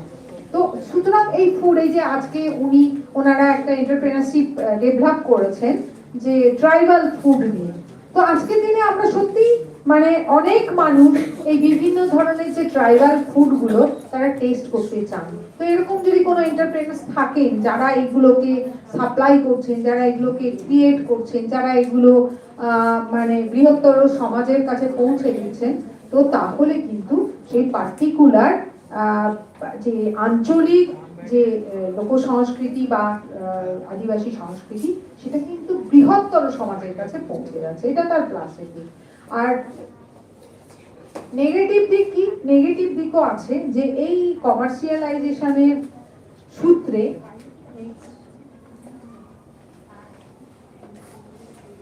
ট্রান্সফরমেশন, ওই যেটা বলছিলাম অলরেডি কথায় এসেই গেছে যে কোভিড-19 এর সময় কিছু ট্রান্সফরমেশন হয়েছে, বা অনেক ক্ষেত্রে এই যে প্রেজেন্টেশনটা হয়তো একটা বড় মাঠে বা একটা বড় আসরে হতো, সেটা আজকে যখন একটা ক্যামেরার দিকে তাকিয়ে হচ্ছে, অল্প জায়গার মধ্যে হচ্ছে।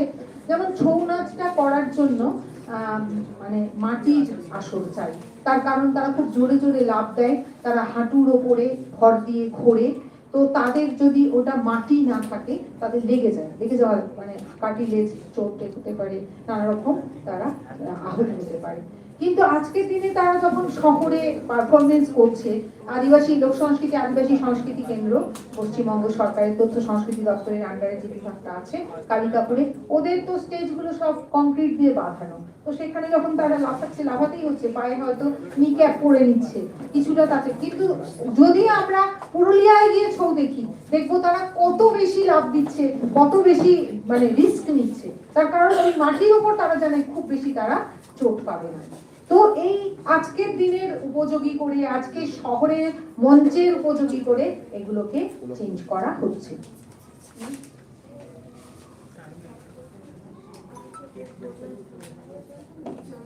অনেক ক্ষেত্রে এই যে ফিউশনের কথাটা উঠে আসবে যে কি তার ভালো দিক আর কি তার খারাপ দিক। জীবনের নিয়মই হচ্ছে পরিবর্তন। আমি কালকে বা আমাদের পরিবার কালকে মাটিতে বসে আসন পিড়ি করে ভাত খেতাম, আজকে আমি ডাইনিং টেবিলের উপর খাচ্ছি। তো আমার তো পরিবর্তন হচ্ছে। কালকে আমি নিম দাঁতন দিয়ে দাঁত মাজতাম, আজকে আমি ব্রাশ আর পেস্ট দিয়ে মাজছি। তো আমার পরিবর্তন হবে, আর আমি চাইবো কিছু মানুষের যেন কোনো পরিবর্তন না হয়, ওরা যেন ওই মিউজিয়ামের জিনিস হয়ে থাকুক। এইখানে আমাকে অনেকে বলে তুমি ফোকলোরিস্ট হয়ে এইসব বলছো, সব চেঞ্জ হয়ে যাবে, সব বিকৃত হয়ে যাবে। আমি বলবো চেঞ্জ মানে কি? এটা কি কোনো বস্তুর চেঞ্জ? এটা একটা সমাজের চেঞ্জ, একটা মানুষের চেঞ্জ। আমি বলছি যে আমার ডাইনিং টেবিলে খাওয়াটাই সুবিধাজনক বলে আমি ডাইনিং টেবিলে খাবো, আর আমি তো বলে এই তুমি খবরদার হচ্ছে ওই এতে বাদ্যযন্ত্রে না ওই ওই এগুলো দেবে না, তুমি একদম ওই প্লাস্টিকের ওই টানা দেবে না, তার বদলে আগে যেরকম নাড়ি ভুড়ি দিয়ে টানা দিতে ওইতেই আওয়াজটা ভালো আছে। এই তুমি ঢাকের উপরে চামড়াটা তুমি কেন ছাগলের চামড়া দাওনি, তুমি এইসব প্লাস্টিক চামড়া দিয়ে দিয়েছো, এটা ঠিক হয়নি। আর বলতে খুব মজা, কিন্তু ওইটা বানাতে কত খরচ আছে সেটাও তো আমাকে ভাবতে হবে। আমি আমার মতো করে সবকিছু ব্যাখ্যা করে দেবো, আমি ফোকলোরিস্ট হয়ে বলবো সব মিউজিয়াম হয়ে বসে থাকবো, হয় না। সমাজ পরিবর্তন, সময় পরিবর্তন হতে হতে এগুলোও পরিবর্তন হবে। তবুও তার মধ্যে কিছু আমাকে দেখতে হবে যে এই যে একটু আগে দাদার সঙ্গে কথা হচ্ছিল, প্রবোদার সঙ্গে কথা হচ্ছিল, যে প্রবোদা বলছে যে দেখো ওই এই যে সব আমরা বলছি যে এগুলো ট্রাইবাল কালচার, এটা পোকাদের ভাবে দাগা দেওয়া কি ঠিক, দাগিয়ে দেওয়া কি ঠিক? এটা তো ঠিক নয়। তার কারণ এরকম ওয়াটার টাইট কম্পার্টমেন্টে কোনো কিছুকে আলাদা করা যায় না। আমার মধ্যেও ফোক সত্তা রয়েছে, আমার মধ্যেও লোকের সাধারণ মানুষের সত্তা রয়েছে। আমি যতই বিদ্যার চর্চা করি, যতই আমি আমার মধ্যে আমিত্ববোধ স্ট্রং থাকুক, কোথাও গিয়ে আমি সেই লক্ষ্মী পুজোর দিন লক্ষ্মী পুজোই করবো। আমি কোথাও গিয়ে আমার ভেতরে কিছু জ্যৈষ্ঠ মাসে আমার সন্তান জ্যেষ্ঠ সন্তানের বিয়ে দেব না, কোথাও একটা আমাদের ওই ভয় থেকেই যাবে, কাজ করেই যাবে যে এটা করা উচিত না, এটা করতে মানা করে, এটা করা উচিত না। কেন যেখানে বিশেষ করে আজও তো আমরা সবকিছু আমাদের বিজ্ঞান দিয়ে ব্যাখ্যা করতে পারি না, যেখানে অনিশ্চয়তা সেখানেই কিছু আমাদের মনের মধ্যে এই বিশ্বাসগুলো কাজ করে। তো সুতরাং এইভাবে ওয়াটার টাইট কম্পার্টমেন্টে এদেরকে দেখে দেওয়া যাবে না, আর এইগুলোকে আটকেও দেওয়া যাবে না। আমি অনেকেই বলতে শুনেছি যে শহরে এনে সব সাঁওতালি নাচ গান করায়, এরা সব কি সব মোজা ফোজা করে, এগুলো কি, এটা কি সাঁওতালি নাচ হচ্ছে? আমি বলি যে এদের তো কিছু লাইভলিহুড হচ্ছে, চিরকাল ওরা সেই মানে জঙ্গলে আমলাশোলের জঙ্গলে ঘুরে ঘুরে পাতা জোগাড় করেই পেট ভরাবে। আজকে যদি দুর্গাপুজোয় দুটো দল আসে, তারা তো কিছু টাকা নিয়ে যাচ্ছে, তাদের ছেলে মেয়েরাও তো একটু লেখাপড়া শিখছে, তারাও তো কিছু ভালো জিনিসের মানে মুখ দেখছে। তো সেইটা কেন জোর করে আমরা আটকাতে যাবো ওই কালচারের নাম করে? এবং অনেক ক্ষেত্রে দেখা যাচ্ছে যে মানে কমার্শিয়ালাইজেশনটা কিন্তু ওপর থেকে হচ্ছে। বাদাম কাকু বেশ তো গান গাইছিল, তাকে তো ভাইরাল করে দিলে, দিয়ে তার পোশাক আশাক চাল চলন তোমরাই পাল্টে দিলে, তোমরাই তো তাকে চেঞ্জ করলে। তার যে সরলতা সেটা তো তোমরাই সবার আগে থাবা মারলে। তার কারণ কয়েকটা তখন ওই মিডিয়া চ্যানেল তাকে ধরে নিল, ক্যাপচার করে নিল, এবার থেকে তুমি যা গান গাইবে আমাদের মাধ্যমে গাইবে। তো তাদের ওই মুনাফাটা দরকার। তো সুতরাং আমাদের এই মিডিয়াও থাকবে, এই ডিজিটাল প্ল্যাটফর্মও থাকবে, তার যেটা ভালো দিক সেটাকে আমাদের কাজে লাগাতে হবে, সেই দিকে তাকাতে হবে। তার যেটা সে যে ডকুমেন্টেশন করছে, আজকের দিনে মাথা খুঁড়ে ফেললেও তো আমরা তানসেনের গান শুনতে পাবো না, আমরা মাথা খুঁড়ে ফেললেও তো আমরা মীরাবাইয়ের গান শুনতে পাবো না, কিন্তু আমরা মান্নাদের গান শুনতে পাবো, আমরা হেমন্তের গান শুনতে পাবো। কেন? সেই সময়ে এগুলোকে প্রিজার্ভ করার ব্যবস্থা এসে গেছিল। এই যে সায়েন্স এবং টেকনোলজি আজও কিন্তু আমাকে মান্নার গান শোনা কিংবা কিশোরের গান শোনার সুযোগ করে দিচ্ছে। তো সুতরাং আজকে যেটা গম্ভীর সিং মুড়া যেভাবে নাচতেন, কিংবা যেভাবে মানে নাচনিরা আজকে নাচছেন, তো সেইগুলোকে আমি যদি প্রিজার্ভ করে রাখি, আজকে লোকনাট্য, বন্দিনী পালা, বোলান, আলকা, এগুলো আস্তে আস্তে নিশ্চয়ই ডিক্লাইনিং হচ্ছে। তার কারণ, একটা বড় কারণ হচ্ছে যে আমরা সবাই ব্যস্ত হয়ে পড়ছি, গ্রামের মানুষও ব্যস্ত হয়ে পড়ছে। তারাও আগে যেরকম ভাবে অবসর পেত, তারা এই চৈত্র সংক্রান্তির সময় গাজন করত, সমস্ত ছেলে মেয়েরা নাচ গান এগুলোতে মেতে উঠতো। আজকের দিনে একটা কোথাও আবার এটাও ঘটনা যে আমাদের মোবাইল আমাদের অনেকটা সময় কেড়ে নিচ্ছে, বিভিন্ন ধরনের আমাদের নেশার দ্রব্য আমাদের ছেলেগুলোকে বিপথে পাঠাচ্ছে। তো আমাদের যেটা কালচার, আমার যেটা রুট, সেটাকে আমাকে ধরে রাখতে হবে। আমি অনেক জায়গায় গিয়ে বলি যে আমার সবসময় এই ফিলিংটা, আমি বিদেশে অনেক জায়গায় গেছি, গিয়ে আমি দেখেছি যে এরা সবাই কিন্তু ভীষণ সচেতন নিজের কালচারের ব্যাপারে। সেখানে আমার মেয়ে এখন মিনিয়াপলিসে পড়ে, মিনেসোটা ইউনিভার্সিটিতে, ওখানে কিছু ট্রাইবাল কমিউনিটি আছে, আজকে তারা টোটালি ট্রান্সফর্ম হয়ে গেছে, তারা সমস্ত বড় বড় সায়েন্টিস্ট, বড় বড় মানে ইন্ডাস্ট্রিয়ালিস্ট, কিন্তু তারা তাদের নিজের কালচারটাকে ভুলেনি। বিশেষ বিশেষ দিনে তারা একদম সমস্ত পোশাক আশাক ছেলেকে সেই যে তারা ট্রাইবাল যে আইডেন্টিটি, সেই খালি গায়ে সেইভাবে রং টং মেখে একদম পরিষ্কার নাচ গান সবকিছু করে। এবং এটা আমি মেক্সিকোতে গিয়ে ভীষণভাবে দেখেছি যে তারা বিশাল বড় সায়েন্টিস্ট, নাম করা ইউনিভার্সিটির প্রফেসর, কিন্তু তারা তাদের ওই বিশেষ দিনে যখন ওই মানে ওদের একটা দিন আছে যেটা আমেরিকাতে হ্যালোইন, মানে মৃত আত্মা পূর্বপুরুষদের প্রতি যে এটা পুজোটা, ইউনিভার্সিটির ভেতরে জায়গায় জায়গায় ওইটা করে রেখে দিয়েছে এবং সেখানে সবাই এসে করছে। মানে কালচারটাকে কালচার হিসাবে নেবো, সেটাকে আমি আমার ধরে রাখবো, আমি হারিয়ে যেতে দেবো না। আমার বাঙালি কালচার যদি এটাই হয় যে বাচ্চাকে জন্মদিনে পায়েস খাওয়ানো, তাকে মাথায় চন্দনের ফোঁটা দিয়ে ঠাকুরের কাছে একটা পুজো দেওয়া, আমি সেটাকে রাখবো। আমি আজকে এই কেক খাওয়ার হুজুগে পড়ে আমি ওই এটা পায়েসটাকে ভাই বাদ দিতে পারবো না, ওটা আমার কালচারের মধ্যে পড়ছে। তো এইটুকুনি ফিলিং যদি আমাদের মধ্যে থাকে, তাহলে এই নিউ মিডিয়া আর ডিজিটাল মিডিয়া আমার ভালোই করবে। আমি তাকে পজিটিভ ভাবে, এই যে বললাম প্রিজার্ভেশনের কাজে লাগাবো, রেস্টোরেশনের কাজে লাগাবো, ছড়িয়ে দেওয়ার কাজে লাগাবো, বিশ্বব্যাপী সেটাকে মানে বাজারটাকে পাওয়ার চেষ্টা করব। সেই আজকে কাঁথা গায়ে ঢাকা দেওয়া হতো, সেই কাঁথা স্টিচ একসময় পোশাকে নিল, আজকের দিনে এই কাঁথা একটা বিশাল বড় কমার্শিয়ালাইজড ফিল্ডকে করছে, সারা বিশ্বে এটাকে ছড়িয়ে যাচ্ছে। আমার কাছে কাজ করেছিল লরা হ্যারিস গ্যাসকন, উনি আমেরিকান, এসে এখানে আমাকে প্রথম দিনই বলেছিল, এই তোমাদের আমি গামছা কিনবো, আমি লুঙ্গি কিনবো, যাওয়ার সময় 52টা লুঙ্গি নিয়ে গেছে, যে এত ভালো ড্রেস, কটন, পুরো কটন।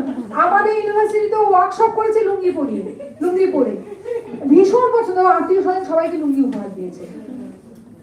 তারপরে গামছা এত পছন্দ ছিল, যত ফিল্ডওয়ার্কে গেছি ও হাজবেন্ড ওর ছেলে তারাও একটা করে গলায় গামছা দিয়ে রাখতো।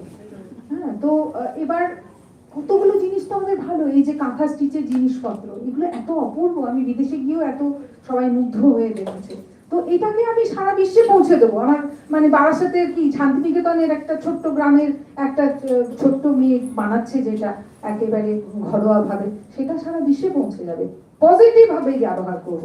কোথায় সেটার নেগেটিভ, এই যে আজকে সোশ্যাল মিডিয়া নিয়েও করা, এর মধ্যে পর্ন দেখছে বাচ্চারা কত খারাপ, এর মধ্যে খারাপ খারাপ জিনিস আছে, খারাপ জিনিস দেখবো না। একটা মেয়ে খুব সুন্দর নাচছে, সে কি পোশাক পরেছে কি সেটাই কি জরুরি? আমরা কি কুকুর, বেড়াল, ছাগল এদের কোথায় কোন অঙ্গটা বেরিয়ে আছে দেখি? দৃষ্টিভঙ্গিটাকে পাল্টাতে হবে। দৃষ্টিভঙ্গিটা যদি পাল্টে যায় তাহলে সমাজের এত সমস্যা হবে না। এটা হচ্ছে মূল কথা। তাহলে ফোক মিডিয়া, ট্রাইবাল মিডিয়া, এগুলো সব আমাদের কাছে এখনো জরুরি হয়ে দেখা যাবে। একটা বাচ্চাকে পড় পড় পড় না বলে তাকে যদি আমি একটা পাপেট্রি দেখাই, একটা কোনো গল্প, যে গল্পটা পড় পড় পড় করছিল, বাবা মারা, আমি দেখি তো আমাদের হাউজিং এ এমন মা বাবারা আছে এত চিৎকার করে বাচ্চাকে পড়ায়, আমার ঘরে বসে আমি শিউরে উঠি যে কি করছে, এত চেঁচাচ্ছে। হ্যাঁ, বাচ্চাটা তো পড়ার প্রতি ভয়ই পেয়ে যাবে। আমি তো আমার বাচ্চাকে কোনোদিন পড় পড় পড় বলতাম না, যা পড়লে পড়বে, না বলে আমি ওর সামনে পড়ছি, তাতে ওর যদি পড়ার ইচ্ছা লেগে পড়বে, নাহলে ছেড়ে।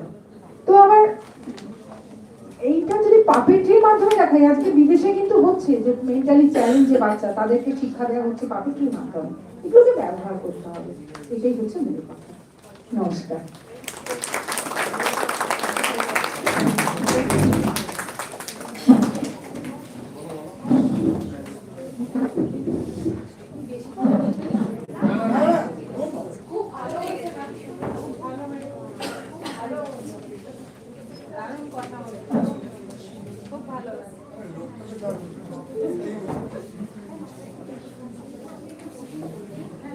Thank you, ma'am, for your valuable input. Now we are opening the floor for a question answer session, and participants may please raise their hands if they have any question regarding her speech. Please, if anybody have any question, please you can ask ma'am.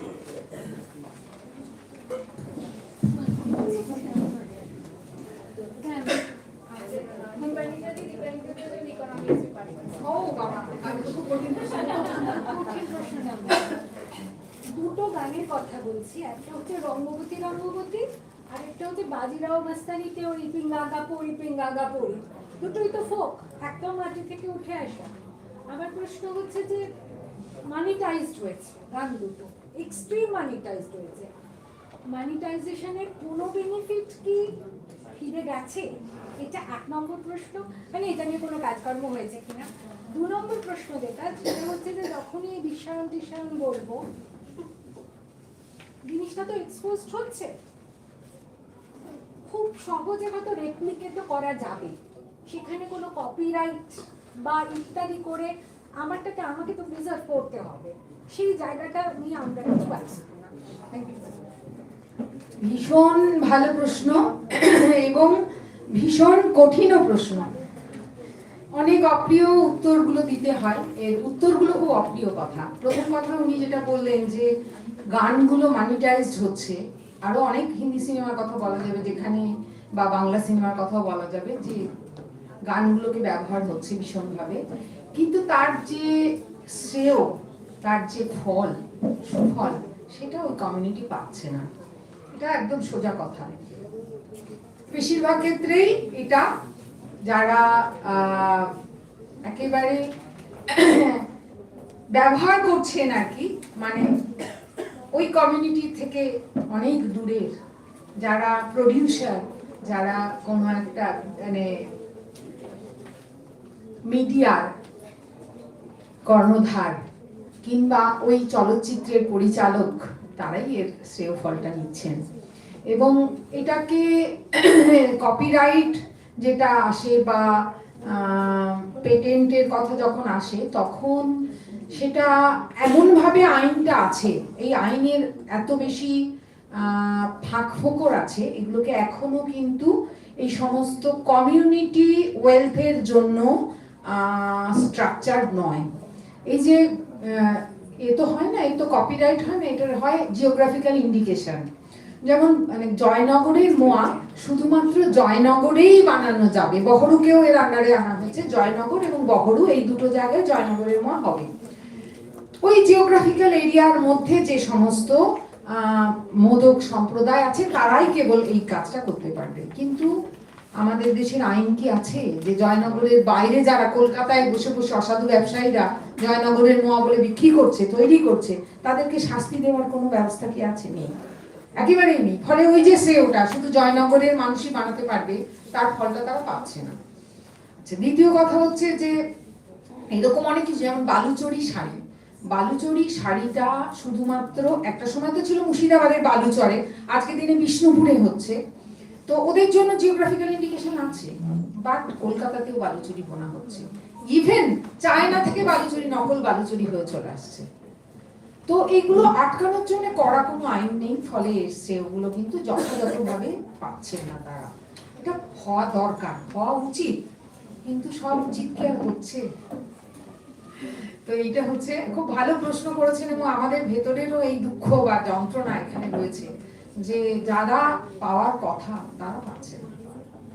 যারা পাওয়ার, এই যে সমস্ত tribal যে ornaments, গয়না যে সে বানাচ্ছে, আর ওদের কাছে তার কিন্তু কোনো ফলই যাচ্ছে না। কিন্তু বিদেশে আপনি দেখুন, একটা পেটেন্ট নেওয়া জিনিসের একজন কেউ ব্যবহার করে দেখুক, সে একেবারে ধ্বংস হয়ে যাবে, কয়েক কোটি টাকার তার উপরে লাগু হয়ে যাবে। আমাদের দেশের আইন মানে বড় লোকদের বাঁচায়, গরিব লোকদের বাঁচায় না, এটাই হচ্ছে কথা।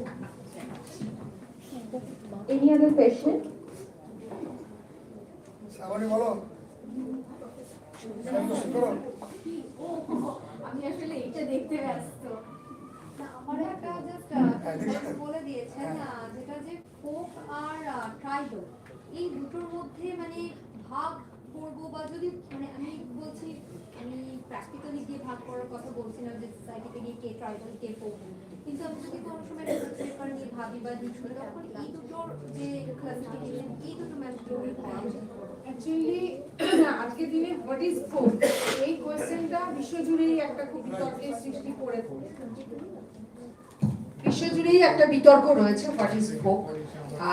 তো ওই যে বললাম যে একটা মত রয়েছে যে যারা ট্রেডিশনাল ওয়ে অফ লিভিং এটাকে মেনটেন করেন তারাই ফোক, এবং ফোক বলতে দেশের বৃহত্তর যে জনসমাজ, যারা জন বলছি, গণ বলছি, যারা একটা উই ফিলিং নিয়ে চলেন, আমরা, হ্যাঁ, এটা আমাদের মানে আজকের দিনে যদিও এটা খুব একটা কমে গেছে। একটা সময় ছিল যে মানে দেশ বা 10 মিলে যা বলবে, বিয়ে হলে সবাইকে, গ্রামের সবাইকে নিমন্ত্রণ করতে হবে, হ্যাঁ, মানে সবকিছুতে তারা আমরা একটা পুজো করব, দুর্গা পুজো করবো, আমার একার বাড়িতে না, সেটা সবাই, পুরো সবাইকে নিয়ে করব। এটাই হচ্ছে ফোক, এদেরকেই ফোক বলা হচ্ছে। এবার ট্রাইবালস বলতে এটা যেটা আমাদের দেশের আইন, যেটা মানে শিডিউল ট্রাইব, এটা বোঝানোর জন্য যেটা করেছে যে একটা কোনো কমিউনিটি, যে কমিউনিটির নিজস্ব ল্যাঙ্গুয়েজ থাকবে, নিজস্ব একটা অঞ্চল থাকবে, নিজস্ব কিছু কাস্টমস থাকবে, কিছু বিশ্বাস সংস্কার থাকবে, এবং সেটা খুব ইউনিক এবং তারা সেটাকে প্রিজার্ভ করে রাখতে চায় সবসময়। তারা একটু মানে সেই অর্থে বললে গোঁড়া, হ্যাঁ, মানে ধরো সাঁওতাল যে কমিউনিটি, তারা হচ্ছে নিজের গোত্রের মধ্যে মানে নিজের কমিউনিটির মধ্যেই বিয়ে হবে। সাঁওতাল ছেলের সঙ্গে মুন্ডা মেয়ে যদি ভালোবাসা করে ফেলে তাহলে মেরে ফেলবে, সেও ভালো, কিন্তু বিয়ে দেবে না, মানে এটা ছিল আর কি ট্রেডিশনালি। কিংবা তাদের কিছু নিয়ম কানুন, তারা ধরো একটা কেউ অন্যায় করে ফেলেছে, একটা পঞ্চায়েত বসবে, সেই পঞ্চায়েতটা, দেশে যদিও একটা আইন ব্যবস্থা আছে, সেই আইন ব্যবস্থার বাইরে গিয়ে ওরা কিন্তু একটা আইন ব্যবস্থা চালায়, যেটা ফোকের মধ্যে নেই, কিন্তু ট্রাইবালসদের মধ্যে আছে, যে প্রত্যেকের একটা নিজস্ব পঞ্চায়েতি সিস্টেম থাকে। Subset of sorry, tribes but tribal is subset of folk.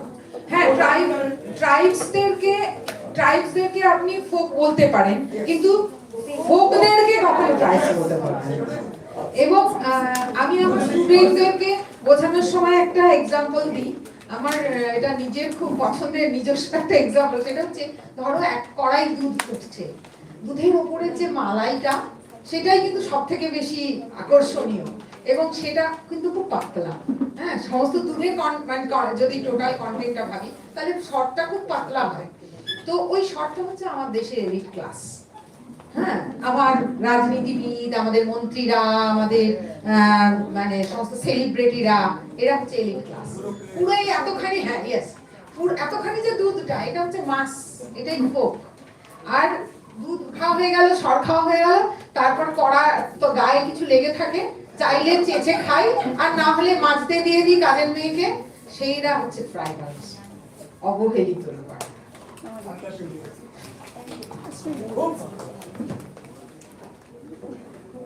Any more question? না, আমার একটা কথা বাংলা হেড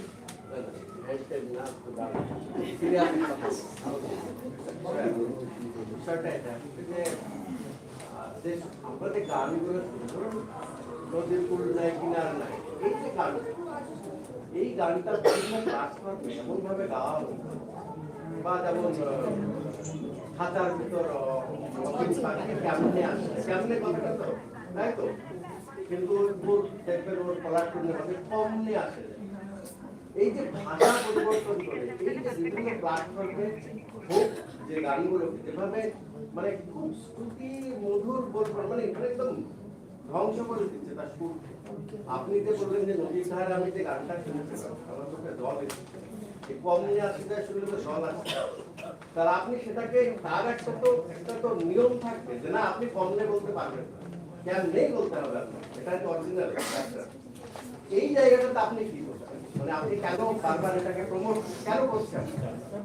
আচ্ছা, এখানে আর একটা খুব গুরুত্বপূর্ণ প্রশ্ন উনি করেছেন। তবে একটা ব্যাপার আছে, সেটা হচ্ছে যে বাংলা যে গানগুলো, সেই গানগুলোর অঞ্চলটা অনেকখানি।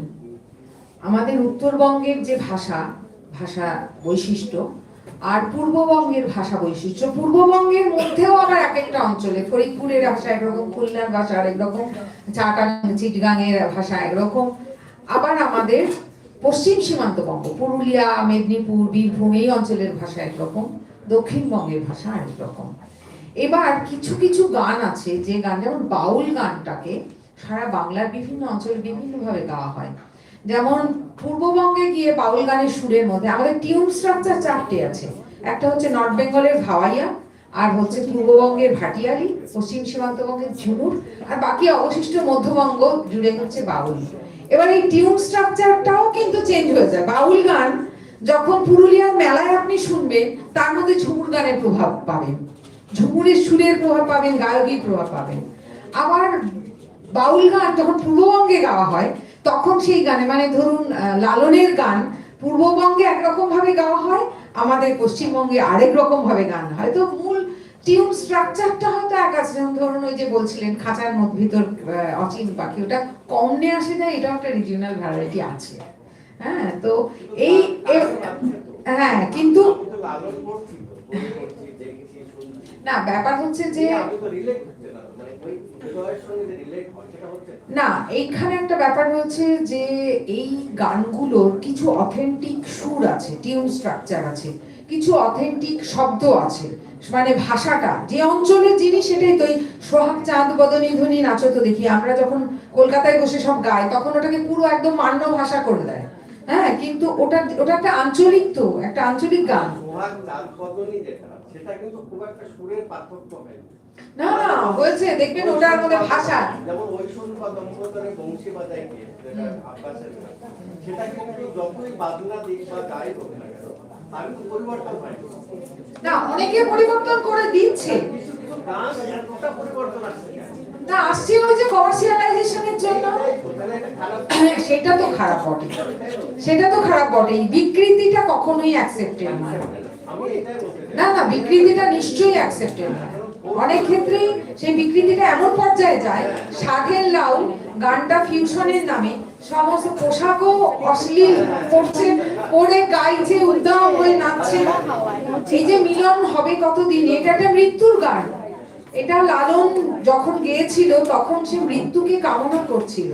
এটা মিলন হবে কতদিনে, আজকের দিনে প্রেমিক প্রেমিকার উদ্দেশ্যে গানটা গাইছে, কিন্তু ওর ভাবের মধ্যে আর যেটা এখন অনেক সময় গাওয়া হচ্ছে একটা স্কুল কলেজে, সেই ভাবের মধ্যে পার্থক্য থেকে যায়।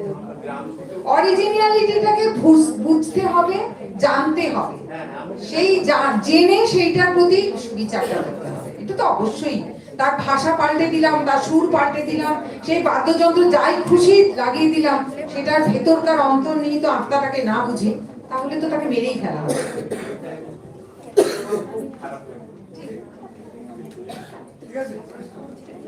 Moments like this allow us to pause and reflect on what culture truly means. Now a special session, as I was talking about today's unique lunch items, where we will have that opportunity to test some tribal food. So our food partner today is Paustic Life, a woman-led initiative promoting traditional and sustainable food practices. We now invite Mrs. Ruth Chattopadhyay, founder of Paustic Life, to kindly come on stage and share her speech.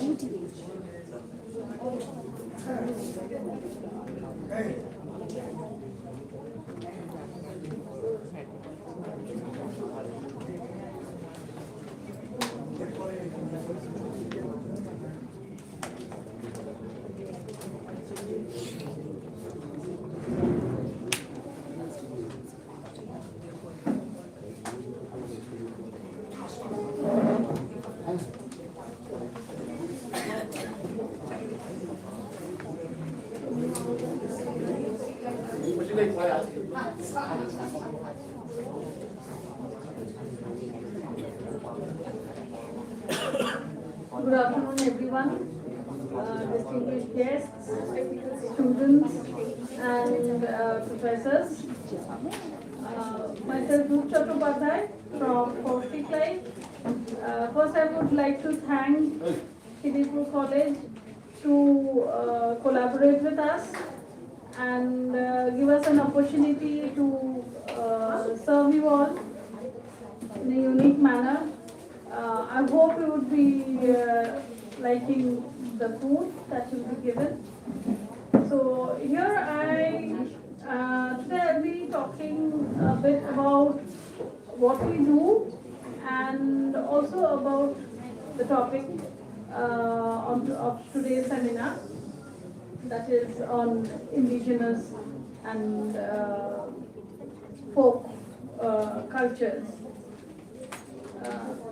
কিছুটা বাংলায় বলছি, কিছুটা ইংলিশে বলছি, মিশিয়েই বলছি, ঠিক আছে?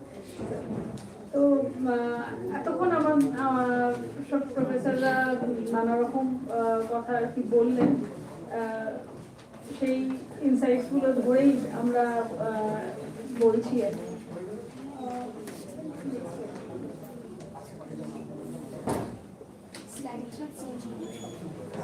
তো আমরা অ্যাকচুয়ালি কি করি, পৌষ্টিক লাইফ কি করে, তো যেহেতু একটা এন্টারপ্রেনিয়রশিপ, তো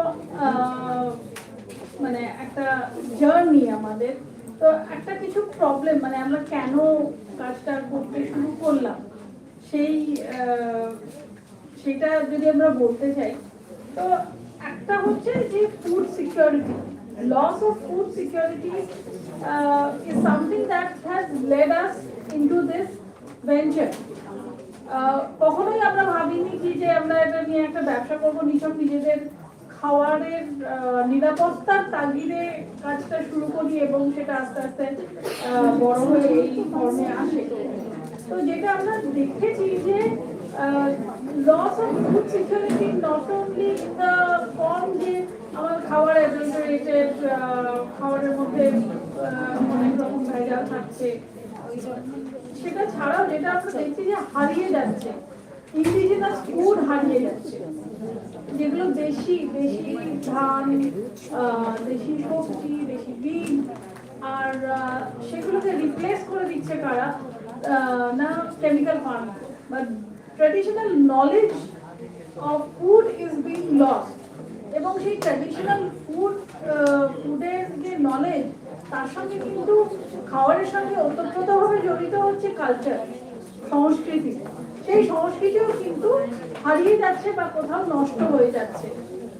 তো খাওয়ার হচ্ছে একটা food is something that holds a community together, যেটা আমরা হয়তো আমাদের এখন মডার্ন লাইফস্টাইল এবং মডার্ন যে আমাদের হাউস হোল্ড সেটআপ, সেটার মধ্যে আমরা দেখতে পাই না, কিন্তু আমরা দেখেছি যেমন অরুণাচলের ট্রাইবালসদের বাড়ি যদি আমরা ভাবি, তাদের কিন্তু the home encircles the kitchen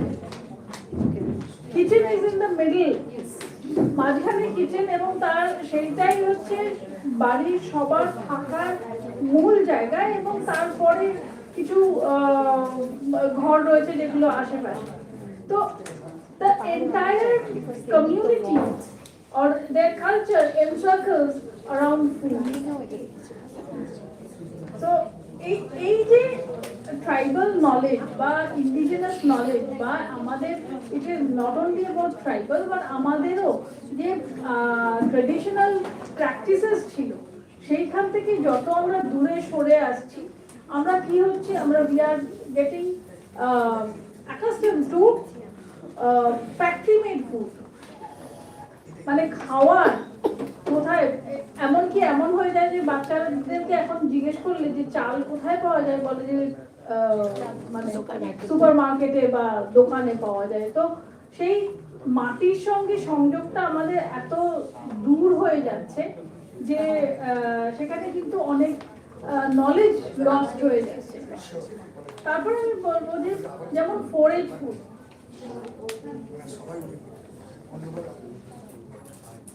forage food, tribals, they largely depend on the forage food.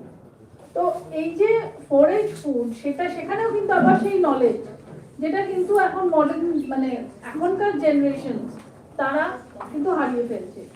এবং সেখানে আমি যখন একজন ট্রাইবালকে জিজ্ঞেস করছি যে হাউ ডু ইউ নো, যে তুমি বলছে যে আমরা জঙ্গলে যাই, নিয়ে আসি, ওটা আমরা খেতে ভালোবাসি, আমাদের এই আলু এরকম মানে শহুরে খাবার খেতে তারা পছন্দ করে না, কিন্তু হ্যাঁ টুরিস্টদেরকে তাদেরকে হয়তো তাই সার্ভ করতে হয়। এবং এই যে development has taken every factory made food available to the tribals, so that is a convenience for them as well to some extent. But if we consider their lifestyle is so sustainable, but because of this development and because they now need money, otherwise তাদের কিন্তু সত্যি কথা যদি আমরা দেখি, তাদের যে lifestyle, তাদের কিন্তু টাকার কোনো প্রয়োজন নেই, কিন্তু এখন ডেভেলপমেন্ট ইন দ্য ফর্ম যে আমার একটা আধার কার্ড থাকতে হবে, আমার একটা প্যান কার্ড থাকতে হবে, আমার একটা ব্যাংক অ্যাকাউন্ট থাকতে হবে, আমার একটা ইউপিআই থাকতে হবে, না হলে আমি জীবনে চলতে পারবো না।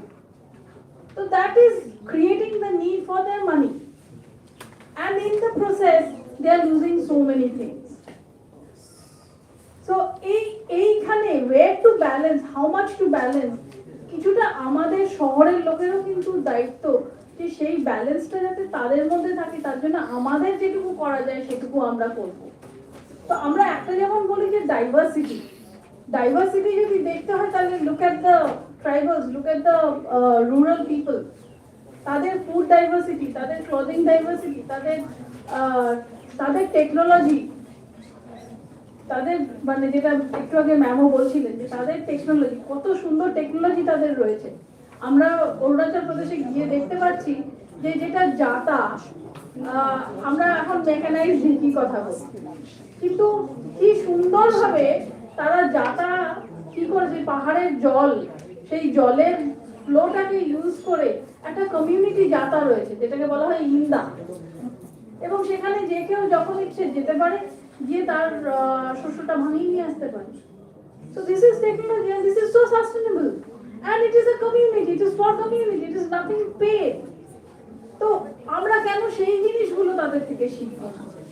আর আরেকটা জিনিস যেটা আমরা বলছি ডাইভার্সিটি যত আমরা করবো যে if we demand for diversity, they will also have an urge to protect it, to preserve it, to go forward with it. Diversity আমাদের প্লেটে আমরা যদি চাই, আমরা we as consumers, if we don't want diversity, then why will they conserve? বা আমাদের যারা ধরুন কৃষক বন্ধুরা রয়েছে, আজ আমরা যদি বলি শুধু এক ধরনেরই ভাত খাবো, এক ধরনের চালই সারা বছর খাবো, তাহলে আমাদের যে লক্ষাধিক চালের ভ্যারাইটি ছিল, সেই চালের ভ্যারাইটি থাকবে কি করে? কার জন্য চাষি চাষ করবে আমরা যদি ডিমান্ড না করি? তো এই লড়াই, এটাই আমাদের লড়াই, এটা নিয়ে আমরা এগিয়ে যেতে চাইছি। এবং সেখানে আমরা দেখতে পাচ্ছি যে traditional knowledge is been lost. ফার্মাররা তাদের যে এখন যারা রিসেন্ট ফার্মার, তারা জানে না যে কি ভ্যারাইটি তার ওখানে চাষ হতো, ঠিক আছে? Everyone after high yielding variety. তো হাই yielding variety, যখন আমি বলি high yielding at the cost of what? High yielding at the cost of, you get high yield only if you put high amount of chemical toxins, which is destroying our soil, destroying our environment. সেই high yield দরকার কি? তার থেকে আমি তো একটা দেশি চাল করতে পারবো, যেটাতে আমার পুরো পরিবেশটা বা আমার ইকোসিস্টেমটা প্রোটেক্টেড হবে। তো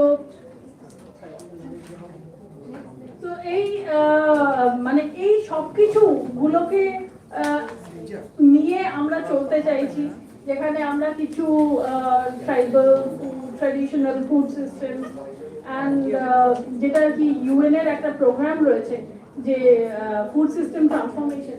So we are actively into that, where we are trying to promote GI food. Again, Madam bolchilen যেমন জয়নগরের মোয়া has to be with কনকশুদ্ধানের খোলেন।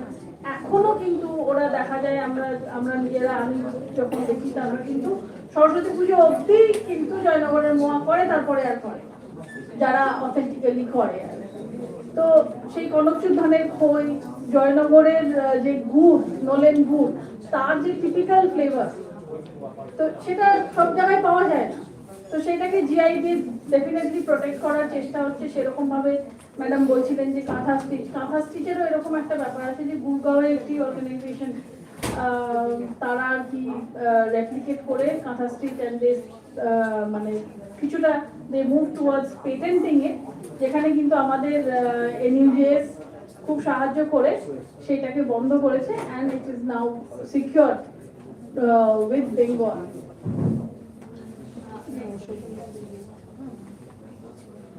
তো একদম ছোটভাবে বলি যে আমাদের যে tagline heal self heal the world, আমরা নিজেদেরকে আগে ভালো রাখবো। নিজেদেরকে ভালো রাখবো বলতে তার জন্য নট উইথ মেডিসিন, ডেফিনেটলি এইটা যখন আমরা বলি হেলথ কেয়ার, না হেলথ কেয়ার বলতেই মনে আসে কি যে হসপিটালের কথা। তো actually food is health care and medicine is sick care. আমরা ওষুধ কখন খাই? শরীর খারাপ হলে। তো medicine is sick care, hospital is sick care, not health care. But that is how it is being portrayed because of the corporates, that healthcare means hospitals and medicine and doctors. So, and how you get to your healthcare? It's your food. Your food is your medicine. Your medicine is not your food. Next please. So, I would read this, our value proposition. We are a socially responsible ecosystem where we are trying to promote happy organic living.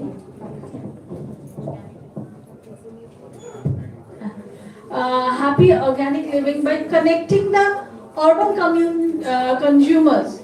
And we are trying to bridge the gap between the urban consumers and the rural producers with toxin-free, chemical-free, tradition-infused food, because we started working with food and all our activities encircles about food.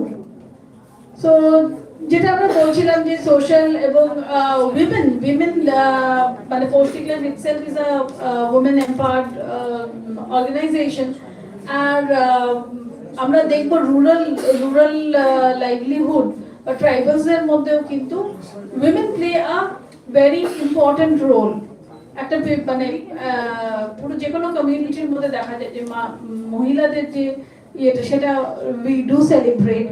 আলাদা যেটা আমি বলছিলাম যে biodiversity conservation, তো শুধু conservation বলছি না আমরা, যেমন ধরুন আমরা 624 রকমের দেশি ধান আমরা কনজার্ভ করি। তো এটাই আমরা বলি সবসময় যে হয়তো বছরে আমরা সারা বছরে about 40 varieties of rice we sell. So we need people, educated people to come forward and look for these so that the farmers are encouraged. Traceability, creation and certification, obviously we have the right. দেখুন একটা বাজারজাত product যদি আপনি কেনেন, আপনি যদি জিজ্ঞেস করেন যেটা কোথা থেকে এসেছে, সেই ট্রেসেবিলিটি আমরা ডিমান্ড করি না, সেই জন্য নেই। যখনই আমরা ডিমান্ড করতে চাইবো করব, তত ট্রেসেবিলিটি বাড়বে। So we basically work with the rural and the marginal farmers. তাদের লাইভলিহুড, তাদের তাদেরকে ভালো রাখা এবং একসঙ্গে we want to grow as a community. Ma'am, next slide please. So we are basically working on, our work focuses on these 8 SDGs. তার মধ্যে আমি সবগুলো ডেফিনেটলি এলাবোরেট করব না। একটা যেটা আমরা ভীষণভাবেই মনে করি is the SDG 17, that is collaborating. That is exactly what we are doing today. We are collaborating with Khidirpur College, and like that we have collaborated with many organizations, and so that each of us help in community and sustainable growth for a healthier planet. Ma'am, next slide. So this is our journey. এটা একটু বলি যে যেটা বললাম যে একদম for the search of good food we started, and we had to launch it, we had to give it a form of a business in 2019. মাত্র 7টা consumer নিয়ে আমরা শুরু করি, সেটাও মোস্টলি ফ্যামিলি এন্ড ফ্রেন্ডস। তারপরে আস্তে আস্তে সেটা 2020-তে হোম ডেলিভারি সিস্টেম একটা তৈরি হয়, because again with COVID there was increased demand for home delivery than in store shopping আর কি। তো we developed that, and মানে সত্যি বলতে কি যে আমরা পুরো থ্রুআউট কোভিড আমাদের এমন একটা দিনও যায়নি যে আমরা বন্ধ হয়ে পড়েছিলাম, এবং তখন আরেকটু বেশি মানুষের কনসিয়াস হয়েছিল, তখন আরো বেশি ডিমান্ড ছিল ফর সেফ ফুড। আর এবং অদ্ভুতভাবে আমরা দেখি যে কোভিডের পর কিন্তু সেই চাহিদাটা আস্তে আস্তে লোকে ভুলে যায়, আমরা খুব তাড়াতাড়ি ভুলতে পারি। কোভিডকে আমরা ভুলে গেলাম, আমাদের যে সেফ ফুডের দরকার সেটাও আমরা আস্তে আস্তে ভুলে গেলাম, and then it reduced. Anyway, so next we started working, মানে আমরা 2019 থেকে মিলেট নিয়ে কাজ করছিলাম। again মিলেট অলমোস্ট কলকাতায় মিলেট শুনলে লোকজন বলতো যে খায় না গায়ে মাখে, মানে সেটা আবার কি জিনিস, কিন্তু আবার সেটা আবার সেই ট্র্যাডিশনে ফিরে যায় যে এটা কিন্তু আমাদের নিজেদের ফ্যামিলির মধ্যেই খাওয়ার চল ছিল, হয়তো মিলেট বলে মানুষে জানে না, কাউন চাল শ্যামা চাল বললে অনেকটাই মানুষের রিলেট করতে পারে। আর আরো মানুষে জানে যেটা হচ্ছে জোয়ার বাজরা রাগি, সেই অবধি জানে। তো মিলেট নিয়ে এবং millet are wonderful grains, millet are the ancient grains, millet are the future grains. তো এনশিয়েন্ট গ্রেনস এমনি আমরা যদি দেখি আমাদের ভারতের যাবতীয় যারা যত ট্রাইবাল কমিউনিটি আছে তাদের মধ্যে কিন্তু মিলেট খাওয়ার চল রয়েছে, মানে নানা রকম ভাবে তারা খায়।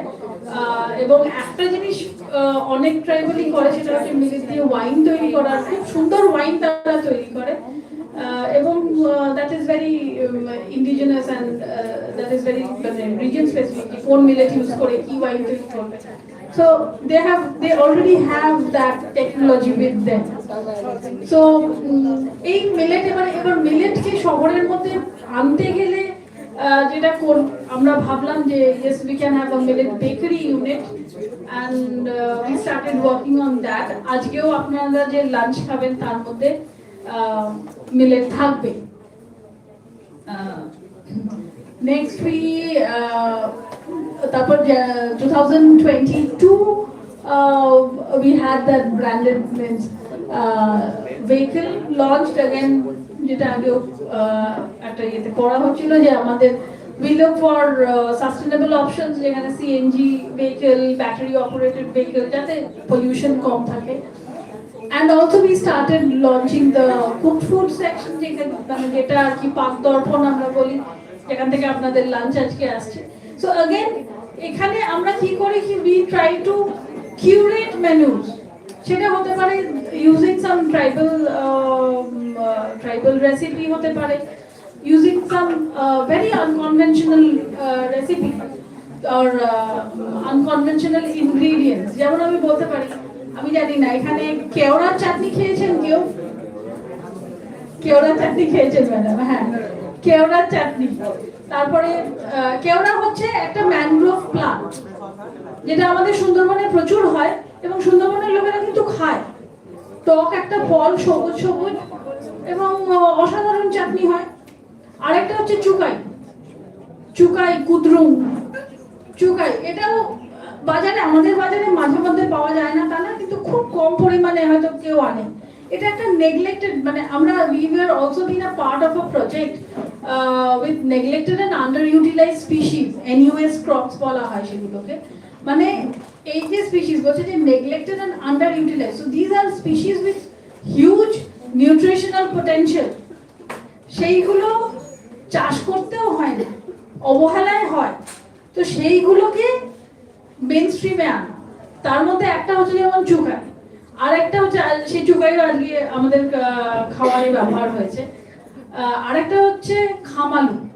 খামালু এখানে দেখবেন সবুজ জলজাতির কিছু পোস্টার্স আমরা রেখেছি, তো খামালু বা মেটে আলু, হ্যাঁ, এরও অনেকগুলো ভ্যারাইটি হয়, যেটা কিন্তু ট্রাইবালসরা খায় এবং এটা এমনি হয়, মানে আপনি বাড়িতে একটুখানি জায়গায় ঘুরতে দিলে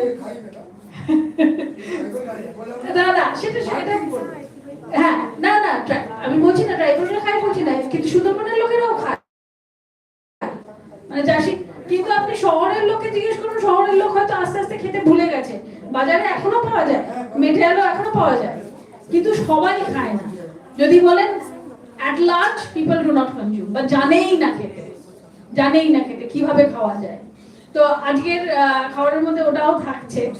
হ্যাঁ, তো এই যে ক্রপ গুলোকে যেমন বললাম যে চুকাই বললাম, এবার সেটাকে কিছুটা হয়তো আমরা মডিফিকেশন করছি, ওরা মানে যেভাবে ট্রেডিশনালি খায় সেটাকে না করে একটুখানি শহরের লোক যেটা পছন্দ করবে সেইভাবে হয়তো আমরা একটু মডিফাই করে জিনিসগুলো আনছি, কিন্তু we are trying to make these things popular and we have definitely created a market.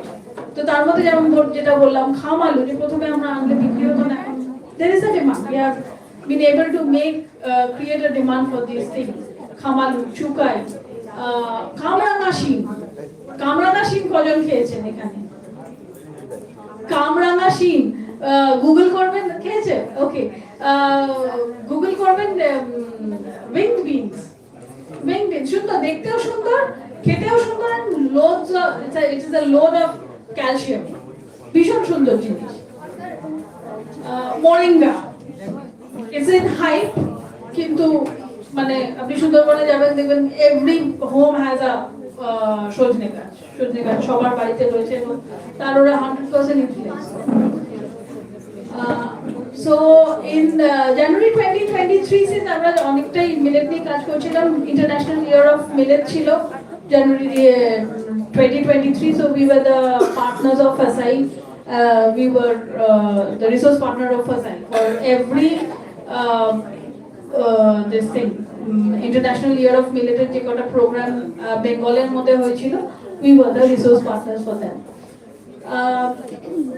Next is May 2024 আমরা মাল্টিপল কলেজের সঙ্গে পার্টনারশিপ করেছি, মাল্টিপল সিভিল সোসাইটি অর্গানাইজেশনদের সঙ্গে, এবং NRLM West Bengal state national rural livelihood mission তাদের as resource partners where we are imparting training, তারপরে different type of internship. We have interns coming from Loreto College. We have interns coming from B Shibpur or IEST Shibpur who are doing their internships with us. And then we have this Projukti, which is a combination of process, technology and research. যেখানে আমাদের মতো যারা organisation রয়েছে বা pan India কিছু organisation রয়েছে যাদের একটা আমাদের প্ল্যাটফর্ম রয়েছে, সেখানে আমরা we are trying to help each other and grow collaborative using technology and research. And we are also into responsible tourism, Poribrajok, where we are again collaborating. আর এখানে কি হয় যে আমরা when we are trying to sell organic, যদি আমি বলি যে that's maybe the main part of our business, তো সেখানে কি হয় যে যারা আমাদের বাজারের কাউন্টার পার্টস, যারা আর কি টক্সিন লেডেন ফুড বিক্রি করছে, রাসায়নিক মানে ক্ষতিকারক রাসায়নিক দ্রব্য ভর্তি যে খাবার তারা বিক্রি করছে, তাদের কিন্তু কোনো ডিক্লারেশন দিতে হয় না যে আমার তুমি যে খাবারটা খাচ্ছ তাতে আমি এই এই এই জিনিস দিয়েছি, এই এই খারাপ জিনিস রয়েছে, এই তোমার ক্ষতি হতে পারে। কিন্তু এভরি টাইম যখনই কেউ অর্গানিক বিক্রি করতে যায়, everyone wants for a certification, যে আপনার অর্গানিক সার্টিফিকেশনটা কোথায়। So so that is something that bothers us a lot. তো আমাদের যেমন তার জন্য রয়েছে কি জেড সার্টিফিকেশন রয়েছে, অর্গানিক সার্টিফিকেশন, যাদের অর্গানাইজেশন রয়েছে তাদের থেকে আমাদের জিনিস আসে। And we also have launched a social entrepreneurship course for college students in collaboration with Loreto College. So this is more or less our journey, ma'am. Can we great. So these are all the organizations that we partner with. তার মধ্যে FIAM is our producer organization in Raiganj. তারপরে আমরা we are also participating in the Goldman Sachs 10K women program where we have been trained at IIM Lucknow, Noida campus, and we are working with Future Foundation School. Keystone is situated in Tamil Nadu near Kotagiri organization, and they are working with tribals. And it is a pleasure to see how tribals can be brought into the mainstream activities. তারা কিন্তু শিক্ষিত নয়, মানে আমাদের formal education নেই, কিন্তু তারা কি সুন্দর কাজ করছে সেখানে গিয়ে আমরা দেখতে পাই। We have also collaborated with Presidency University for some events. So, ma'am, the next. We have a pan-India presence. সেখানে আমরা দেখুন বেঙ্গলের মধ্যে অনেক জায়গায় আমাদের রয়েছে কাজ হয়, এবং তার থেকে আমরা এই যে নানা রকম যে ট্রাইবাল ইয়েতে যেটা বলছিলেন, যেমন পুরুলিয়া, বাঁকুড়া, এদের এখানে যেমন ধরুন বাদনা পরব হচ্ছে, it is like protecting the crop. এটাও কিন্তু আবার বাঁকুড়া এটা একটা মানে একটা বিশাল উৎসব ওদের জন্য, এবং it's a month long celebration. So তারপরে পাহাড় পুজো अगेन এই যে ট্রাইবালসদের, হ্যাঁ, যে দে ওয়ার্শিপ দ্য নেচার। পাহাড় পুজো ইজ ওয়ান সাচ, সেটা হয় বেলপাহাড়িতে, এবং ওটা দুদিনের একটা বড় অনুষ্ঠান।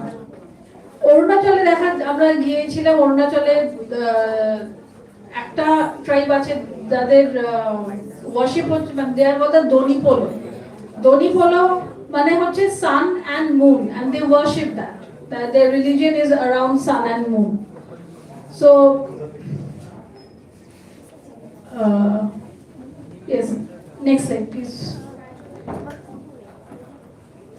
এগুলো জাস্ট কিছু আমাদের যে internships and ma'am, next slide please. So these are the recognitions that we have got. We are working with Bharat Beach Swaraj Manch, ভূমিকা, যেটা আমি বলছিলাম যে আমাদের মতো কিছু organisation. We are partnering with SwissAid, FIBS, DRCSC, and we got the UCARI recognition. And next slide please. This is the Z certification, which is a quality certification for MSMEs. So Portic Life is Z certified. Next slide. Yes, these are few events. Ma'am, we can please scroll to the next one.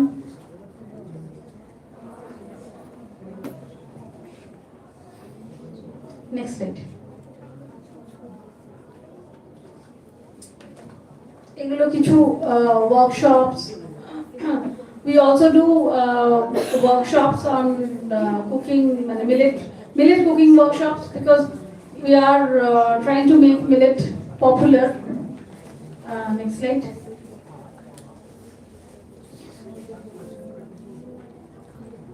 We had a team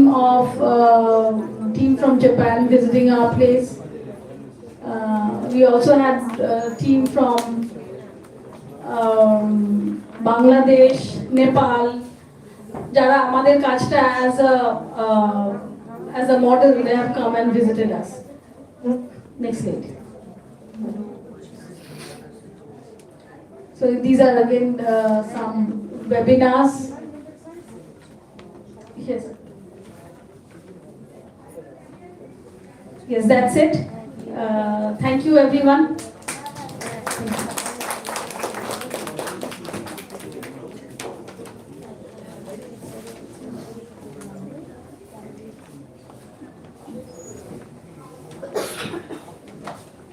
Thank you, Dr. Kakuli Dhara Modul and Mrs. Ruth Chattopadhyay. The panel session was really enriching for all of us.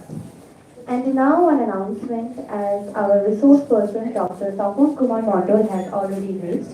And now we will felicitate him. So please come on the stage, and I am requesting co-chairs to felicitate our resource person, Dr. Tapan Kumar Modul.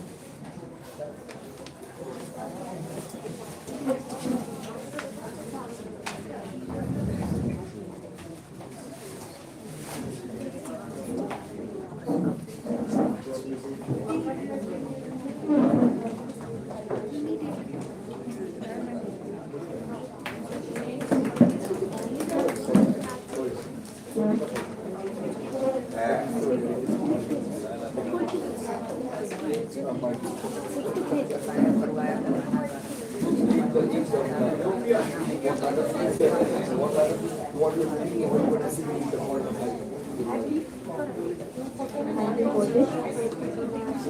listen to Mr. first. Now we will move on to our technical paper presentation section 1, and I am inviting Devarati Bhoni to take over the stage.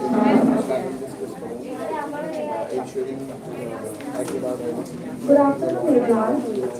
We now begin the first technical paper presentation session of today's session. This technical session will be conducted in this venue. The technical paper presentation in this hall will be conducted under the able guidance of Chairperson Professor Dr. Kakuri Haramondur and Co-Chairperson Dr. Manoj Mondol.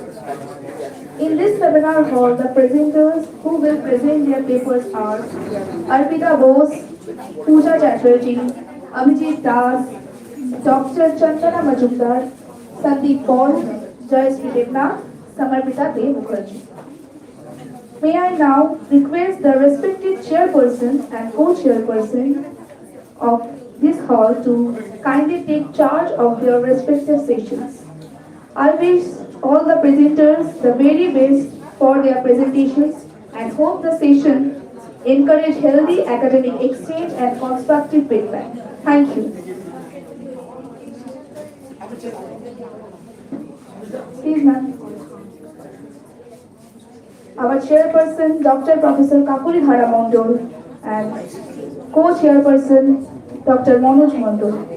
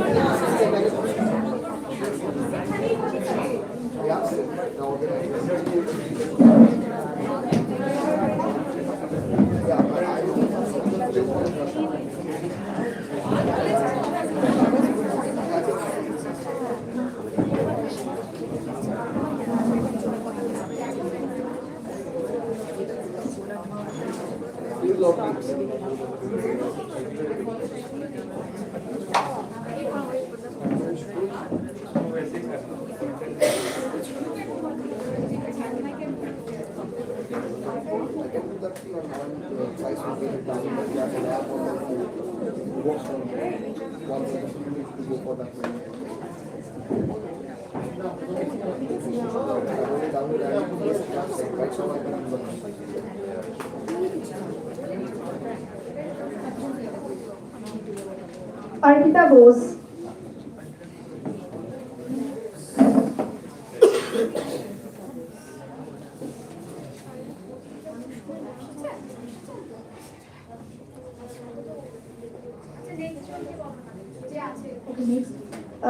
Pooja Chatterjee.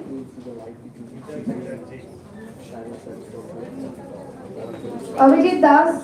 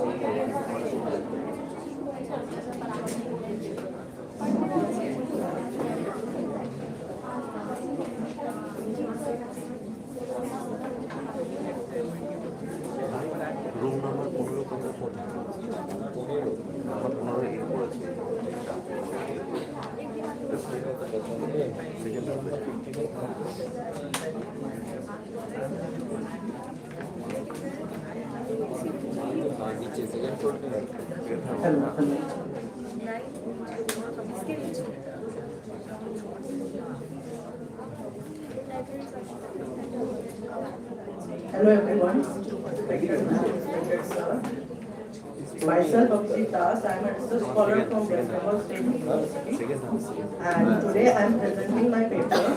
The research topic is impact of folk media using digital technologies, case studies and future challenges. So we'll start with the presentation.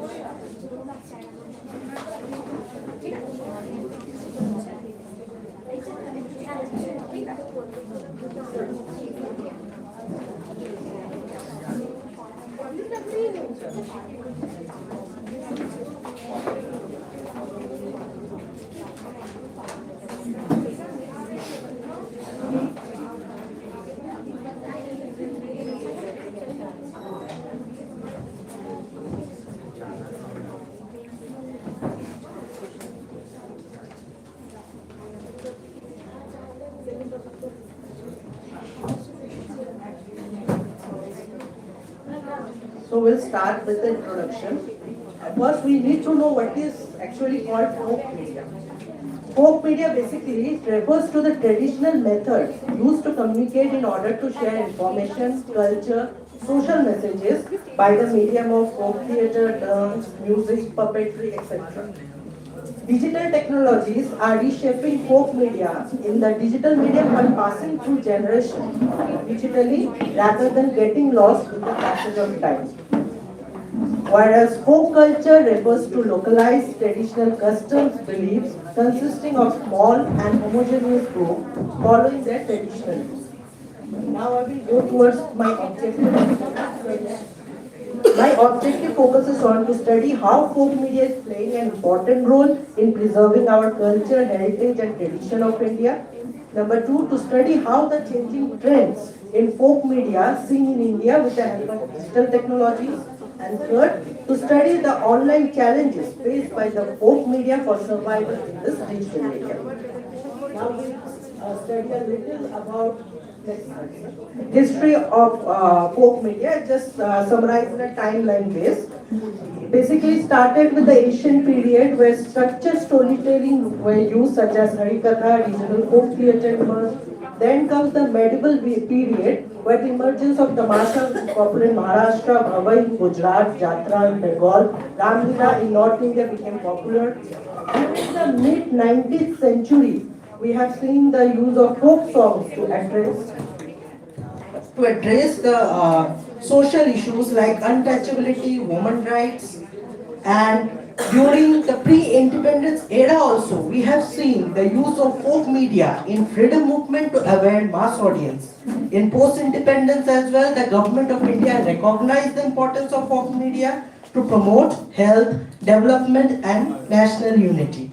During the 2000s, we came towards the modern era where folk media again faced tough challenges with television and the rise of online media. But now, the current digital age, we are again going back, we are again reviving the folk media with digitization and to tackle various contemporary social issues. Next slide. A few ideas about types which ma'am also shared with us. There are folk theatres, there are folk songs and music, folk dance, puppetry, street theatre, folk art and craft, and they have several types as well. Now we are coming into the topic folk media in digital age. Folk media, as we said earlier, traditionally focused on localized and oral form of communication, which is now undergoing several changes in this digital era. This integration of folk media with technology has allowed to reach global audience while facing challenges regarding the authenticity and preservation. With adaptation and digitization of folk media, there is a rise in social media integration, digital folk-led emergence with video and podcast, hybridization of old and new media, virtual performances using VR, and doing digital archiving, which Ma'am was discussing earlier, for preserving our cultural history and heritage. Now we will be going towards some case studies, so next, which will help us to know that how this folk media is reviving nowadays, and how we are getting back through this digital technologies or through this digital media. There are some popular platforms or popular projects which are helping to do this. They are Bhojpuri Boy Talk, which is again popular in YouTube digital media, Coke Studio, another popular fusion medium band, Radio Raman, community radio, which went viral, which went digital, Bhavna, digital preservation of performances, which is very much popular in Assam, Banganatak.com, Culture at a Clip, which is another excellent initiative. We have Amitabh sir with us here. And I must say, when I went through all these things, this Banganatak.com, I am not able to put it in the slides because you guys have to go and experience this. It's a beautiful project done with Google Arts and Culture Initiative. So I want everyone that you can go and just see the work which they have done. Digital storytelling in Andhra Pradesh, animated folk tales, which is also popular as digitals, audio folklores, and folk music with the help of the digital podcast. Next, we will go through some more. Like animated folk tales or digitals, which I was telling. This again is becoming popular nowadays for all kids and all different age groups who love folklores, from Panchatantra to Thakumar Jhuli, which is all time popular for us. And now it has been converted into digital format, which we call as digitals. Digitals is what? Digitals are regularly getting featured in YouTube, Facebook, and Instagram Reels and video section, etc., making this Gen Z generation connected with our tradition, culture, and storytelling with social messages from one generation to another. Next up, Radio Raman is another popular initiative, which is a community radio station which went digital now. It is in Chhattisgarh, where several community radio stations has come with the digital folk tales and song technology by creating podcasts and online archives, whereas Radio Raman is one of such example. The community radio station Raman University has taken the step forward for preserving and reviving Chhattisgarh folk art and tradition, making young generation aware of their cultural roots, so that we don't forget our cultural roots, and with that we can preserve them and we can make them memorable for the upcoming generation as well. Next slide, sir. This is another one. So, this is called Bhavna, digital preservation of performance. It is very much popular in Assam. Bhavna in Assam again focuses on digital preservation of Assam's traditional ritualistic Vaishnavite theatre. Helps in digital recording and streaming of performance to ensure survival in this digital era. Special initiatives is also taken by the use of social media like Facebook, YouTube, high definition streaming, and specialized apps to share performance, breaking caste and gender barriers with global appreciation digitally. Another very much popular, we all know about this, next up, is the Coke Studio. We have all heard this new innovation of folk fusion and band, which is actually divided into 3 platforms. Folk Studio serves as a major platform for blending traditional folk music with contemporary genres, featuring live studio performance recorded and presented digitally. YouTube video reels and a music channel. Folk Studio is basically divided into 3 sections. One is Folk Studio Bharat, that is India, focusing on Indian songs, Indian folk musics. Another is Folk Studio Bangla, which focuses on Bangladesh and Bangla songs and tunes. Another is Folk Studio Pakistan, which again focuses on Pakistani Sufiana music. And they overall cover this Sufi and classical music to global audience, bridging this gap and generation and culture unity. Next slide. And this is another Bhojpuri Bothok. This is another popular culture, Bhojpuri culture spreading social messages through their traditional knowledge, which is widely popular in northern India. And popular folklore in Bhojpuri includes Sohar, traditional songs sung during childbirth, Kajri, song sung in the month of Sawan, Jhumar, dance song played on happy occasion. These folk arts are not only entertaining, but it also share social message, and they are also getting preserved digital medium and this platform as well. So there are some future next slide. There are some also challenges, as ma'am also discussed earlier, so which we need to cater, which we need to combat. First and foremost is very important is digital divide. There's a big gap between the person who are getting this digital or internet connectivity, and in the rural areas, semi-urban areas, we are still lacking a basic electricity need. So it's a big challenge. Copyright challenges, patent issues there. Generational shift is there. So the people or the artists who used to do this type of performance music, they are now leaving this for the sake of their livelihood, for better earning. Lack of documentation is still a big factor. Digital data privacy, loss of authenticity and originality with the fusion and latest innovation. Economic sustainability of folk art is a big concern, and also there are technical limitations. Last slide. So, as we all have seen that folk media is reshaping its popularity with the technology and digital innovation, but still it is facing several online challenges which are required to combat with, to connect with this folk culture with everyone's art. Indian knowledge system, IPS of Government of India is also helping to preserve this cultural heritage, but we need to work more. So I'll end with the quotation by State Council of Educational Research and Training that folk art expresses cultural identity by conveying shared community values and aesthetics. So we should be global, but we have to keep the local touch inside us. Thank you. Thank you.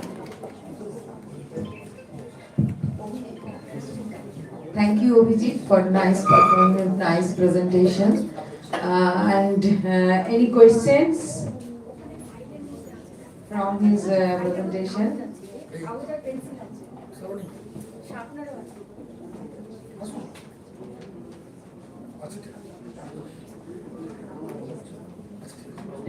No questions are there?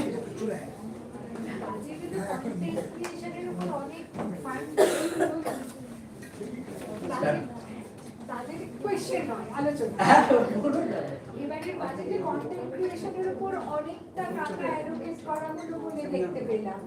তো এই content ক্রিয়েশনের টাকাটা কি এই preservation of folk culture, GI tagging এই কাজে ব্যবহার করা যাবে, করবেন লোকে নাকি ম্যাম যে কোনো যখন বাজেট হয় বা কিছু অ্যালোকেশন হয়, সেভারাল সেক্টরসে সেভারাল অ্যামাউন্ট অ্যালোকেট করা হয়, কিন্তু আমরা সবাই জানি specially in the grass root level কতটা গিয়ে পৌঁছায় বা কতটা গিয়ে রিয়ালিটি বেসড হয়। তো এটা নট অনলি মানে গভর্নমেন্ট একটা বাজেট দিল, প্রপোজাল দিল হলো, কিন্তু as a individual as we all যদি আমরা সেটা কোনো মতে গ্রাস রুট লেভেল অবধি নিয়ে পৌঁছাই বা তাদেরকে যদি সাপোর্ট করি, সেই হিসাবে কোনো না কোনো দিক দিয়ে আমরা মানে অনেকটাই তাদেরকে সাপোর্ট বা সাহায্য করে উঠতে পারবো। কিন্তু আমি যদি শুধুই বলি যে গভর্নমেন্ট দিক দিয়ে গভর্নমেন্ট করে দিল, তারপর হলো কি হলো না, ম্যাক্সিমাম টাইমই হয়ে ওঠে না, ওদের কাছে পৌঁছাতে জিনিসটা থাকে না। তো আমাদের রেসপন্সিবিলিটিও অ্যাজ এ ইকুয়াল দরকার, আর আমাদেরও নামতে হবে মাঠে, না হলে জিনিসটা রূপান্তরিত মানে কি বলবো মানে অ্যাজ এ ড্রিমই থেকে যাবে, রূপান্তরিত হওয়ার খুব টাফ হয়ে উঠবে। খুব ভালো কথা বলেছে অভিজিৎ। অ্যাকচুয়ালি এটাই আমিও আমার স্টুডেন্টদের বলি যে তারা তাদের নিজের শিল্প বস্তু কিংবা কিছু তাদের যেটা সম্পদ সেটা নিয়ে আছেন, সবসময় তাদের পক্ষে সম্ভব হয় না এই ওয়ার্ল্ড মার্কেটে পৌঁছানো বা জায়গা মতো ঠিকভাবে সমস্তগুলো।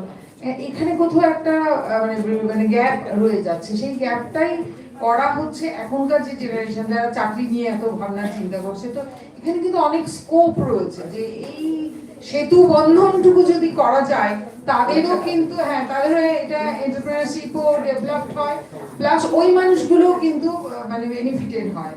তো এটা আমাদের সবারই এই ভাবনাটা ভাবতে হবে, সবই সরকার করবে মানে সরকার কি, সরকার তো আর কোনো মানে পার্টিকুলার মানুষ বা কিছু না, তারা আমরাই হচ্ছি সেই সরকারের একটা অংশ। তো যারা এই নিয়ে কনসার্ন তারাও যদি এইখানে একটু এগিয়ে যায় তাহলে কোথায় কোথাও একটা কিছু পজিটিভ হওয়া সম্ভব। আমাদের যেরকম আগে যেমন ম্যাম এসছেন, এরকম যদি আমরা আরো এরকম এন্টারপ্রেনারশিপ জিনিসটা বাড়াই, আমরা নিজেরা as a self helping group বা এগুলো করে আমরা যদি নিজেরা ইনিশিয়েটিভ নিই, অনেকগুলো কাজ অনেকগুলো ইজিলি আরো মানে আমরা করে উঠতে পারবো সবার সঙ্গে। তো we need more activities rather than just মানে সেমিনার এন্ড ওয়েবিনার। যদি ওটা করি আরো গ্রাসরুট লেভেলে পৌঁছায় অনেকটা কাজ আরো হবে সেই হিসেবে। হ্যাঁ, সেমিনারগুলোর একটা মূল্য রয়েছে যে অ্যাওয়ারনেসটা বাড়ানো, অ্যাওয়ারনেসটা করুন। আমরা এই যখন সবাই মিলে পারস্পরিক আলোচনাটা করি তার মধ্যে থেকে অনেকটা ইম্পর্টেন্স রয়েছে। উইথ দ্যাট মানে পুরোপুরি thank you. Thank you Abhijit, thank you for your presentation. Thank you.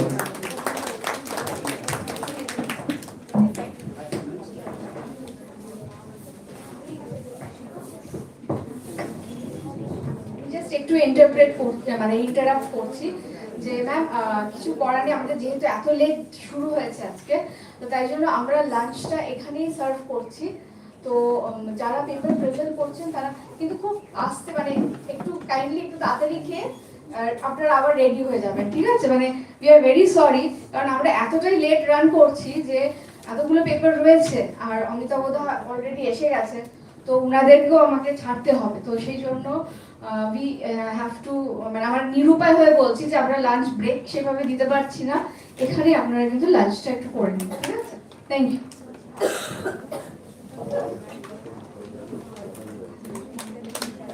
Our next presenter is Arpita Bose.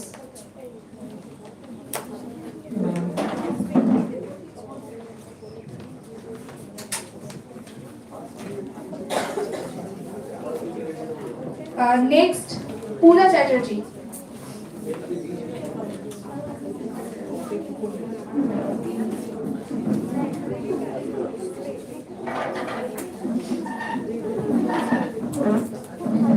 নমস্কার, আমার আজকে বলার বিষয় হচ্ছে বিবর্তনের আঙিনায় পটচিত্র, প্রকৃতি ও পরিবেশ। পটচিত্র গ্রামীণ লোকশিল্প সাংস্কৃতিক চর্চারও অঙ্গ বটে। পুরাণে পটুয়ারা তাদের বিষয়বস্তু হিসেবে সামাজিক, প্রাকৃতিক বিভিন্ন ঘটনাবলীকে তুলে ধরত এই পটচিত্রের মাধ্যমে। বাংলা লোকশিল্পের প্রাণবন্ত প্রকাশ ঘটেছে চলচ্চিত্র, দেওয়ালচিত্র, কাঁথা, মাদুরপাটি, সোনার কাজ এইগুলোতে। পটুয়ারা বিভিন্ন নামে পরিচিতি পেয়েছে, বিবর্তন হয়েছে তাদের, সময়ের সঙ্গে তাল মিলিয়ে তাদের ভাবনাকে তারা বদলে ফেলেছে। বিষয়বস্তুরও বিবর্তন হয়েছে, যেমন পটচিত্র হিসেবে হিন্দু দেবদেবী, রামায়ণ, মহাভারত, মঙ্গল কাব্যের কাহিনী সেখানে স্থান পেয়েছে। বর্তমানে এই পটচিত্র শুধুমাত্র ঐতিহ্যবাহী বিষয়বস্তুর মধ্যে সীমাবদ্ধ থাকেনি, তার মধ্যে উঠে এসেছে পরিবেশগত সচেতনতা, নারী অধিকার, সাম্প্রতিক বিষয়, এগুলো সেখানে স্থান করে নিয়েছে। এইটুকু।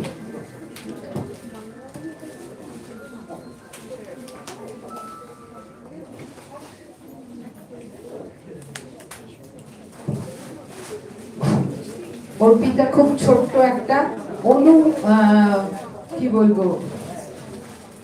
অনু আলোচনা করলো। যাই হোক, ওর যে বক্তব্যের মধ্য থেকে ও তুলে ধরতে চেয়েছে পটচিত্রের কথা।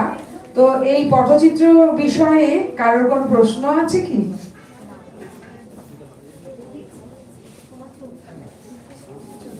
আমি আচ্ছা ম্যাডাম, আপনার একটা প্রশ্ন রাখছি, সেটা হচ্ছে যে আর্টের যে পটচিত্র আপনি দেখছেন সেটার মধ্যে মার্কেন্টাইলাইজেশন আর কমার্শিয়ালাইজেশনের যে জায়গাটা রয়েছে, সেটা তো আগের যে পটচিত্র ছিল তার থেকে জিনিসটাকে অনেকটাই আলাদা করে দিচ্ছে।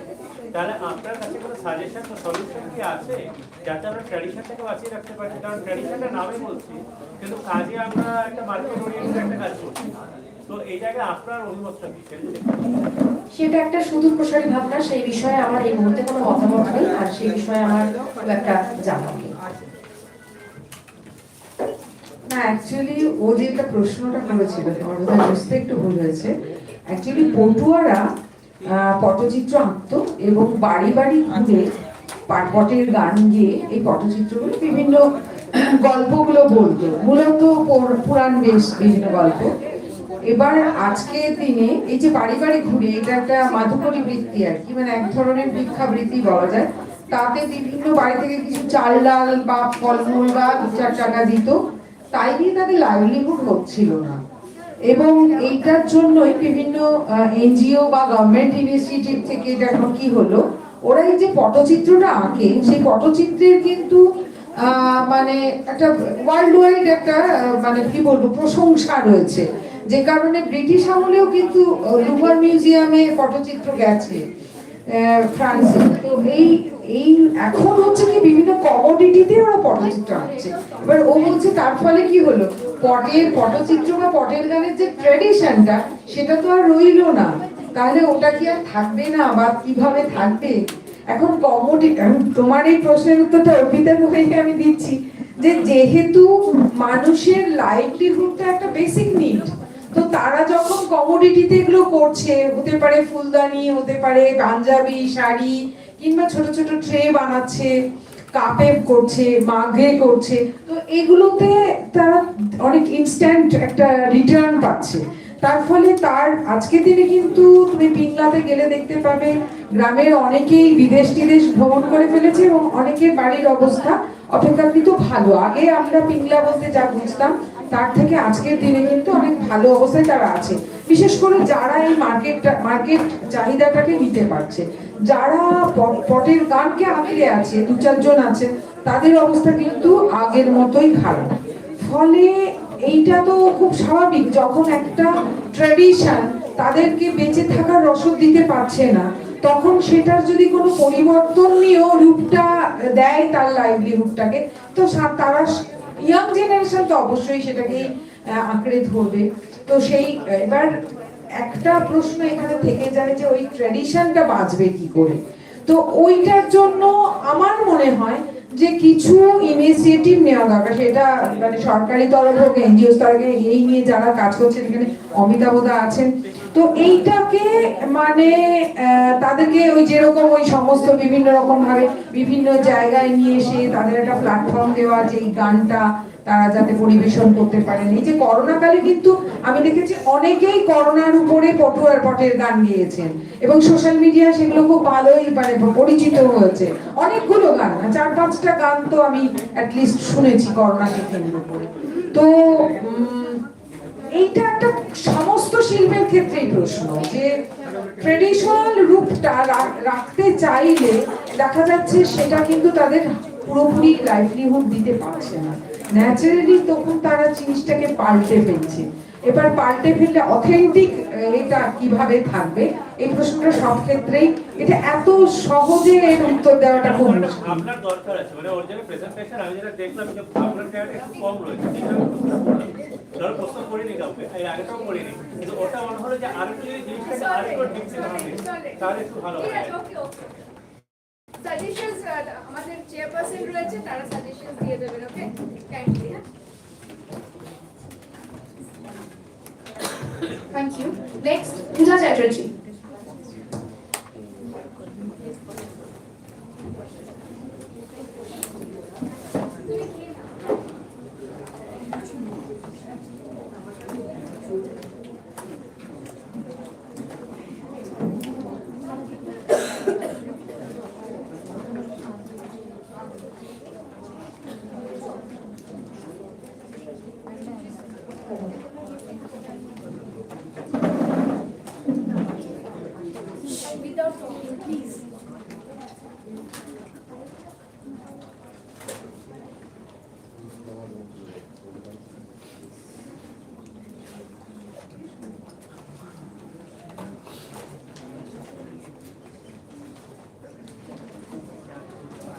Hello, good afternoon everyone, and good afternoon my respected teachers. And I am Pooja Chatterjee, a performing artist and also a research scholar. Today I will share a preliminary study on stress reactivity and social connectedness through dance practice, especially looking at dance as a folk and collective cultural activity. Next. Dance is not only an art form. In folk and traditional cultures, dance is deeply connected with community, life, rituals, and shared emotions. It becomes a medium of social and emotional communication. Next one. From psychosocial point of view, dance connects body, mind, and emotion. Movements help to release stress, and collective performance create emotional bonding among all participants.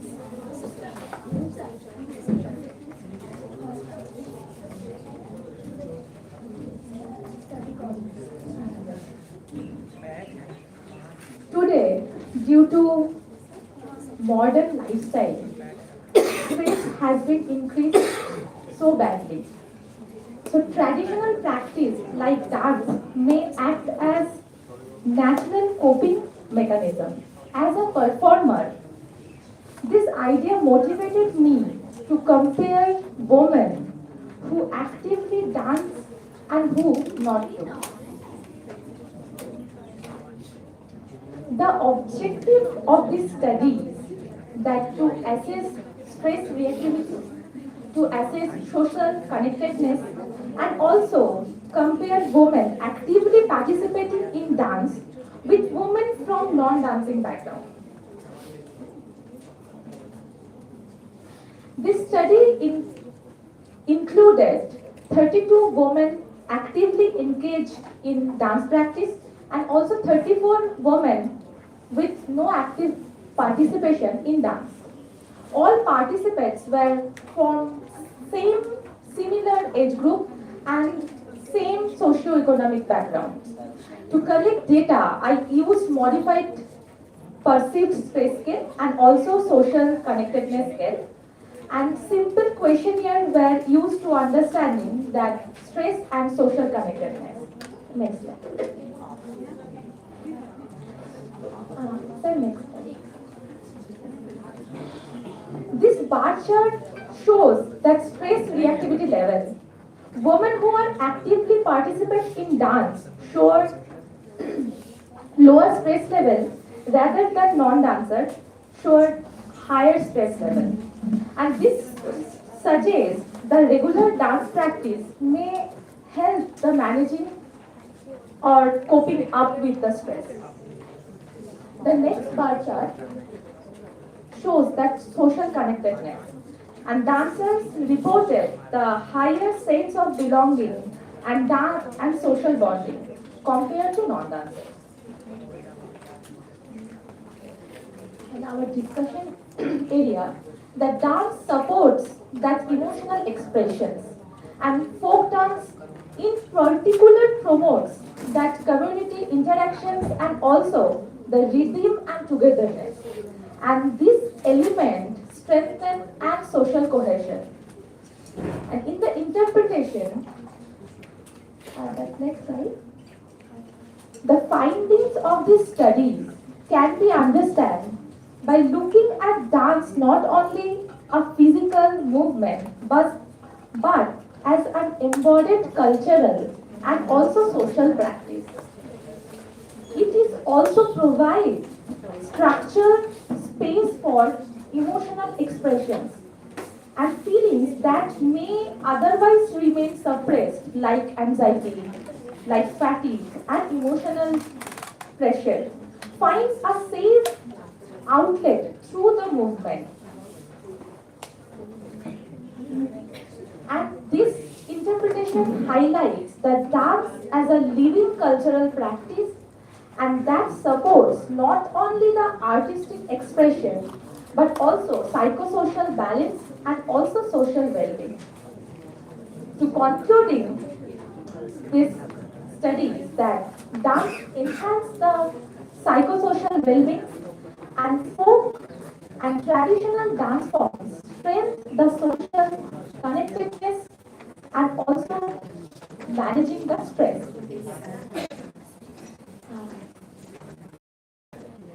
The future scope this studies that including different folk dance forms and using larger samples and also incorporating and biochemical stress marker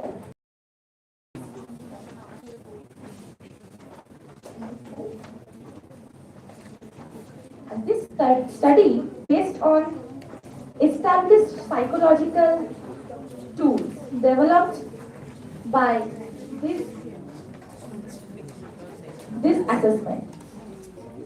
With this, I come to end of my presentation that I sincerely thank you of all participants and also Mohan Ghosh College to and also Rajabhadra Science College to doing these preliminary studies and also Khidulpur College Journalism and Mass Comm Department to giving me this wonderful opportunity, and thank you for patient hearing. Have a nice day.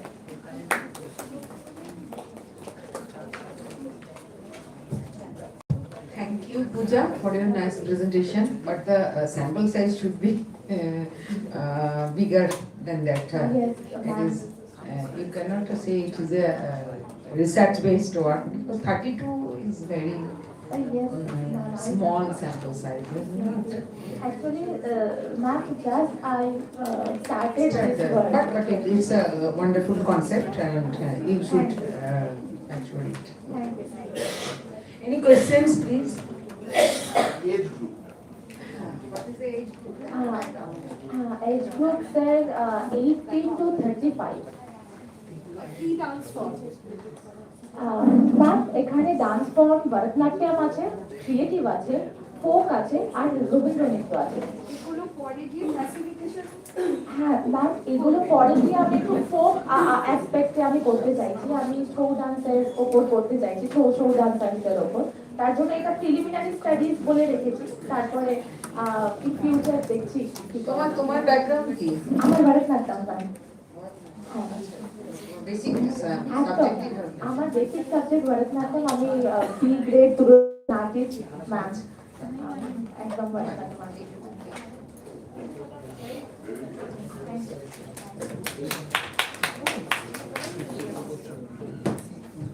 Thank you. Next, Dr. Chandana Majumdar.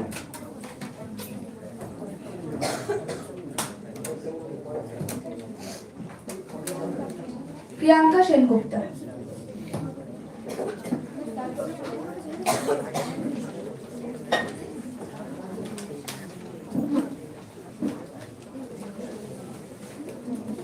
সকলকে নমস্কার জানাই। আমার সাবথিম হচ্ছে challenges and effects in representing tribal culture. আমার topic হচ্ছে বিরসা মুন্ডা, অরণ্যের অধিকার এবং এক ঋজু আত্মপ্রত্যয়। মহাশ্বেতা দেবী অরণ্যের অধিকার উপন্যাসে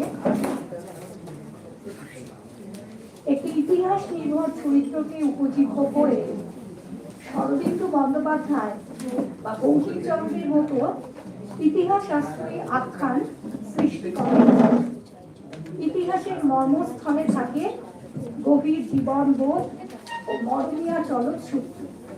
তা খুঁজে পাবার এক অনিঃশেষ চেষ্টাকে তিনি মুক্ত করে তুলেছেন। অরণ্যের অধিকার প্রথম বেতার জগৎ পত্রিকায় ধারাবাহিকভাবে প্রকাশিত হয় 1975।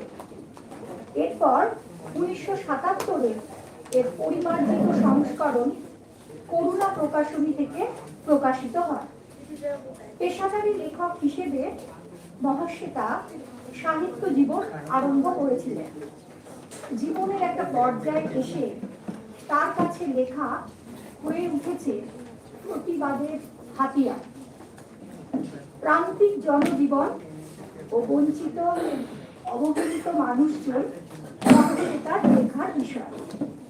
শিক্ষিত উচ্চবর্ণ শাসিত সামাজিক কাঠামোয় পিছিয়ে পড়া আদিবাসীদের নানাভাবে প্রতারিত অত্যাচারিত হতে হয়। এইসব প্রসঙ্গ তিনি তার লেখায় তুলে ধরেছেন। এই দারিদ্র এই সমস্ত দরিদ্র মানুষদের সম্পর্কে উঁচুতলার ঔদাসীন্য ও উৎপীড়ন তিনি চোখে দেখেছেন। উপেক্ষিত ও নির্যাতিত শ্রেণী নিরক্ষতার জনিত অসহায়তা, তাদের মেয়েদের মানসিক যন্ত্রণা তিনি প্রত্যক্ষ করেছেন।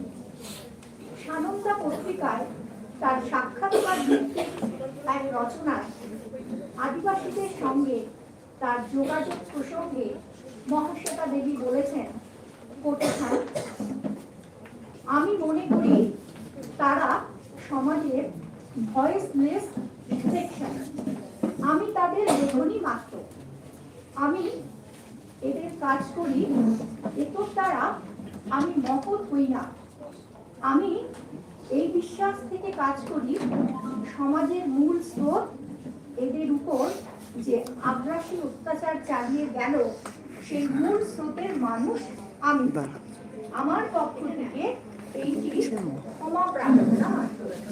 কোটেশনটা দেওয়া হয়েছে মহাশ্বেতা দেবী, সাবর্ণী দাস, সানন্দা পত্রিকা, 16 ফেব্রুয়ারি 1996। অফ না হয়ে যায়, অফ না হয়ে যায়। মহাশ্বেতা তার সবার প্রিয় নাট্য ইতিহাস চর্চার সূত্র ধরে আদি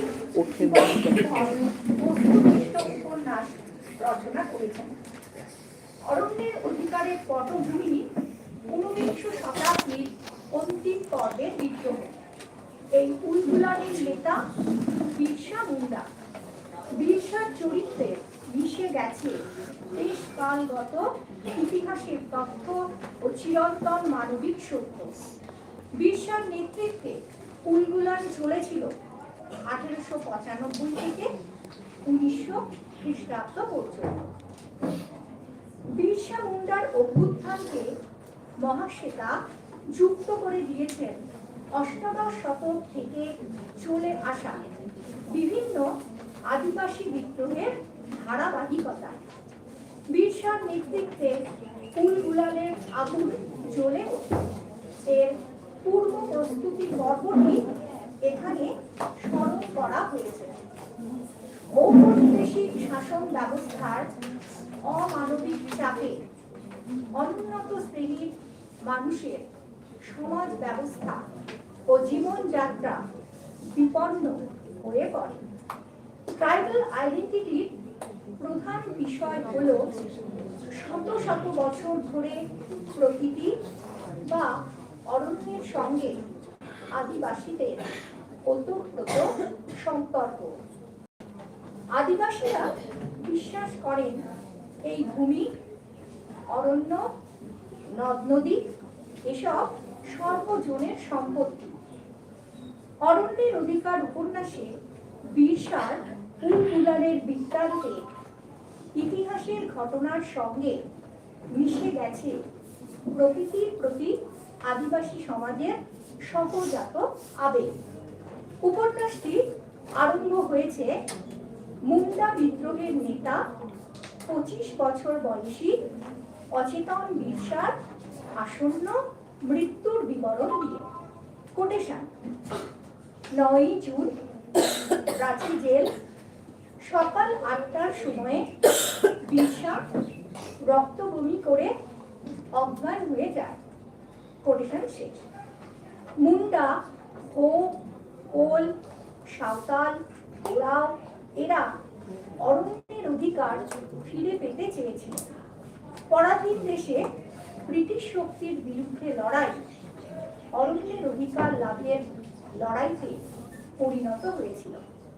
উপন্যাসের ভূমিকা অংশে বিরসার লড়াই প্রসঙ্গে মহাশ্বেতা বলেছেন, কোটেশন, এদেশের যে সামাজিক ও অর্থনৈতিক পটভূমিকায় তার জন্ম ও অভ্যুত্থান তা কেবলমাত্র এক বিদেশি সরকার ও তার শোষণের বিরুদ্ধে বিদ্রোহ নয়, একই সঙ্গে এই বিদ্রোহ সমকালীন ফিউডাল ব্যবস্থার বিরুদ্ধেও। শেষ। বিরসার আন্দোলনের সময়কাল 1895 থেকে 1900 খ্রিস্টাব্দ। বিরসার বিদ্রোহকে মহাশ্বেতা দেখাতে চেয়েছেন দীর্ঘ সময় ধরে চলে আসা আদিবাসী আন্দোলনের ধারাবাহিকতা।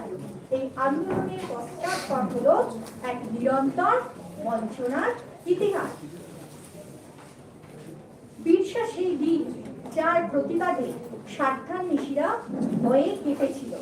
বজ্রগতির মনোবলই ছিল তার একমাত্র সহায়। নিজের বীরত্বে দুর্গম পথ অতিক্রম করে সগৌরবে তার চরণ চিহ্ন রেখে গেছেন। এমন অকুতোভয়, নির্লোভ ও প্রতিবাদী মানুষদের সামাজিক উন্নয়নে সর্বদাই প্রয়োজন। আজকে বিশ্বায়ন পরবর্তী এই তন্ন সর্বস্ব পৃথিবীতে অধিকাংশ মানুষ জাগতিক স্বাস্থ্যের দৌড়ে সামিল। ভোগ বিলাসের উপকরণ সংগ্রহ ও সঞ্চয়ের নেশায় মানুষ মত্ত। অন্যদিকে নাগরিক স্বাচ্ছন্দ্য থেকে বহু দূরে প্রত্যন্ত গ্রামে ভূমিহীন আদিবাসীদের বেঁচে থাকাটাই এক মস্ত বড় চ্যালেঞ্জ বা লড়াই। ইতিহাসের পাতায় ট্র্যাজিক নায়ক বিরসা, মা কর্মী মুন্ডা, বাবা সুগানা মুন্ডার অন্য সন্তানদের থেকে একটু স্বতন্ত্র, একটু ভাবুক ও আনমনা। শুধু তুইলা বাজানো নীরবতা প্রিয় কিশোর নয়, সে বড় হতে হতে তার চারপাশ থেকে অনায়াসে সংগ্রহ করে নিয়েছে জল, স্থল, আকাশে দুর্বোধ্য সংকেত। প্রকৃতির গুঁড়ো দৃষ্টি ও অতীত জাদু কখন সচেতনতার মন্ত্র জাগিয়েছে বিরসার অবচেতন।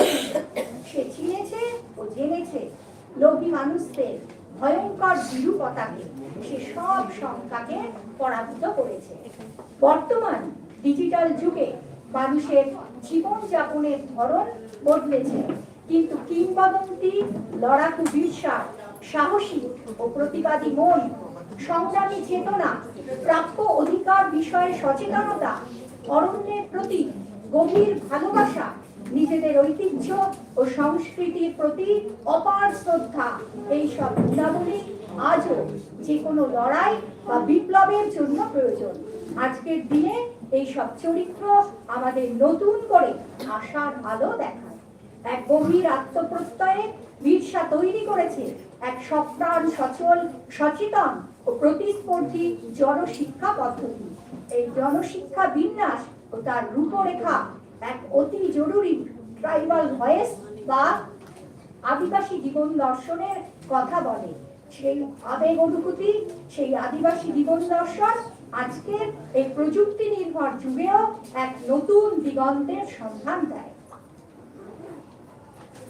উপস্থিত সকলকে অসংখ্য ধন্যবাদ। নমস্কার। আলোচনা খুব সমৃদ্ধ। বিরসা মুন্ডার উপরে আমরা মহাশ্রয়া দেবীর অরণ্যের অধিকার উপন্যাসটি শুনলাম। এই উপন্যাসটি সম্পর্কে যতই আমরা শুনি ততই আমাদের ভালো লাগে, কিন্তু সময়ের অভাব। শুধু জানতে ইচ্ছা হচ্ছে যে ওই ওই যে জায়গাটা আজকে বিষয় আর কি, ইলেকট্রনিক মিডিয়ায় বিরসা মুন্ডাকে নিয়ে আমরা কি পেয়েছি বা পাচ্ছি, এই জায়গাটা একটু আমাদের যদি গবেষণায় ধরা যায় তাহলে ভালো হবে। আর একটা কথা বলেছেন আপনি, উলগুলানের প্রসঙ্গ বলেছেন। সমধর্মী একটি উপন্যাসের নাম উলগুলান। কার জানেন? কার? সুধীর কুমার করণ। এই উপন্যাসটা পড়বেন, ওটা আরো মনে হবে যেন আরো একেবারে বাস্তবধর্মী উপন্যাস। দুটো উপন্যাসের তুলনা করলে পরে কে বেশি ওজন পাবে, কার উপন্যাস বেশি সার্থক আপনি বুঝতে পারবেন। খুব সুন্দর লেগেছে, চমৎকার। ধন্যবাদ।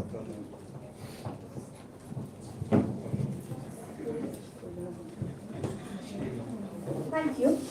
Next, Priyanka Sengupta. Good afternoon, everyone. I'm sorry for my voice. I'm feeling a little bit under the weather today.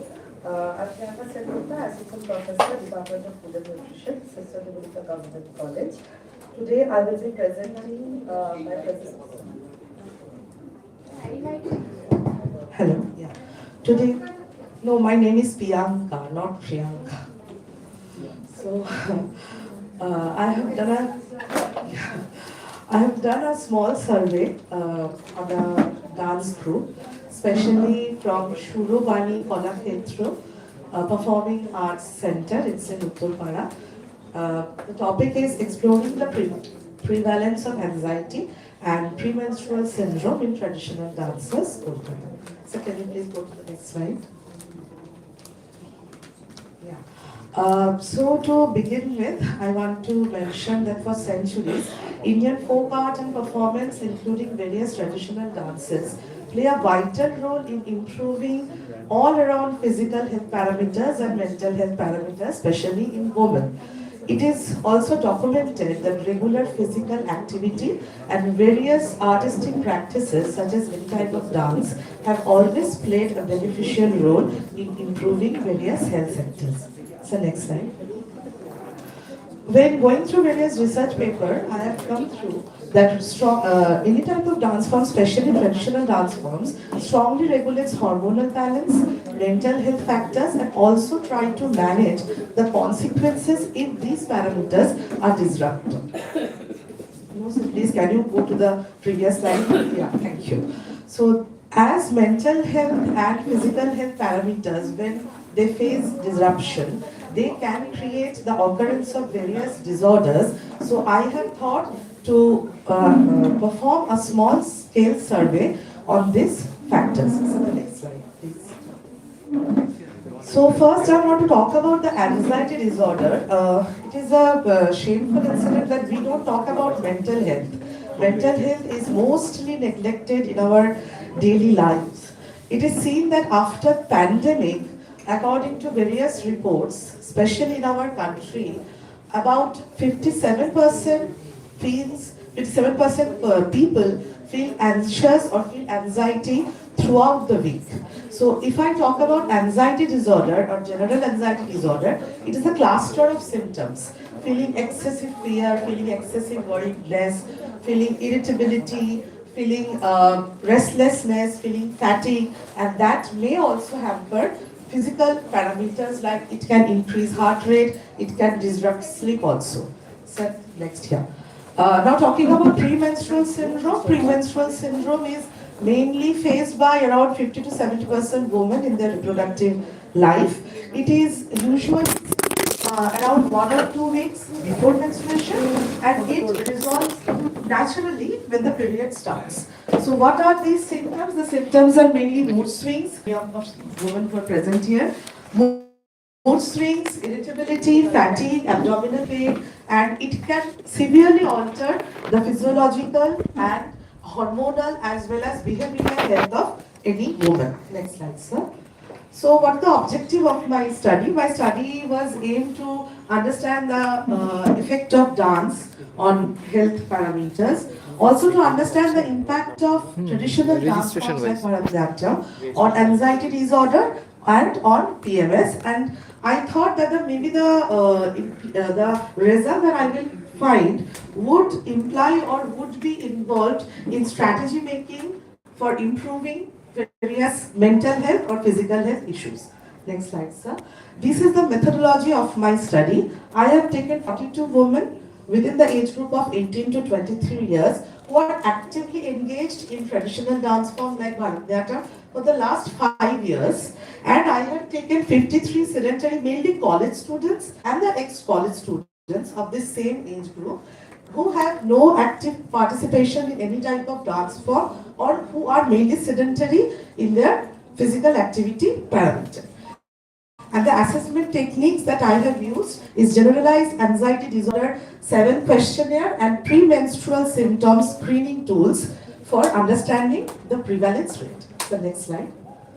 So when I was going through the responses that I've got from the questionnaire, it can be seen by seeing the bar diagram representation that the responses regarding feeling anxiety several days a week, feeling worried several days a week, overthinking several days a week, and feeling difficulty in relaxing several days a week, these parameters were greatly responded, especially by the students who are sedentary in nature and who are not from any type of dancing background. But the dancers, they did not give that much of affirmative responses to this question. Next slide, sir. Again, the other, if I can go and discuss, feeling restlessness, feeling irritability and awfulness several days a week, we all can perform this study. We all can understand where we are lying right now. The dancers tend to respond and the non-dancers tend to say, yes, we suffer from this symptom several days a week. And we often feel like that. So next slide. Okay, this shows the few parameters that I have seen in my premenstrual symptom screening tools, like below there is mentioned overwhelmness, low activity, low mood, fatigue, tearfulness, which is also known as crying spell. Like suddenly a person burst out crying without any particular reason or stress factor, and anxiety. If we look at this bar representation, see that the dancers have less response if we compare it with the non-dancer population. Next slide. So this is the discussion and interpretation that I just said here, that whenever I was going through the anxiety response or the PMS response, I found that the dancer had lesser response and the non-dancers tend to give more yes to all my questionnaires, all my the points that I've mentioned. And also regarding PMSST tool, I have seen that the PMS symptoms are more prevalent in non-dancer population than in dancer population. So next slide, sir.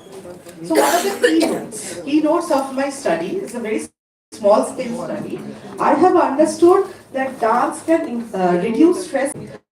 It is well documented in many research work that continuous participation and continuous engagement in dance reduce our cortisol level, that is our stress hormone, and increase the secretion of happy hormone like endorphin, or increase the secretion of serotonin, the neurotransmitter that makes us feel happy. So it is well documented in various research papers. And so PMS, it is seen the dancers have lesser PMS symptoms because they undergo increased blood circulation, muscle relaxation, and they suffer from decreased fatigue during any PMS time. So I can say that dance can have a therapeutic approach in our daily life also.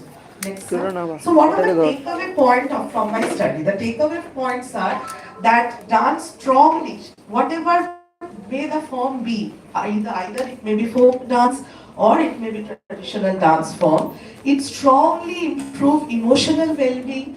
It, I should say, it influences better physical health, manage PMS symptoms very well, and any form of dance, we should clearly think about this, that any form of dance can effectively introduced it as a non-pharmacological therapeutic approach to improve the quality of life of any individual. So next slide. This is the future scope, as it is a very small scale survey. Larger sample from larger background, vivid background is needed to solidify the finding of my study. We have to perform invasive strategies or invasive studies. This is a non-invasive method that I have used here. We have to perform various biochemical marker study. So we need blood from them, that is invasive study. We have to perform to understand our finding, to solidify our finding, and I should also mention the longitudinal and intervention-based studies. Again, it will establish the fact that dance can improve our quality of life and dance can be effectively used in improving physical and mental health of women. Next slide. These are the references that I have used in my study. Next. So thank you for giving me this opportunity, and I really look forward for your suggestions. Thank you.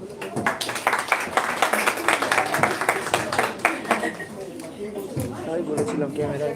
Yes, thank you Priyanka for your nice presentation and the paper. Is there any question for Priyanka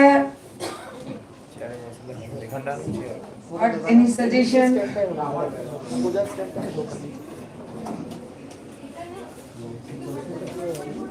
Yes, yes ma'am. Definitely. Definitely. And folk dance is a community-driven dance form. Absolutely. Definitely, I'll keep that in mind. Definitely, madam. Definitely. Thank you so much. Thank you.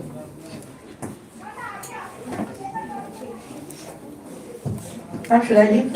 Okay. Thank you.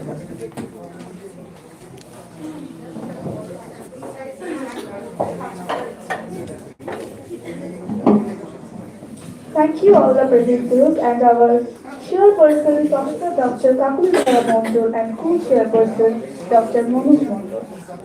And now,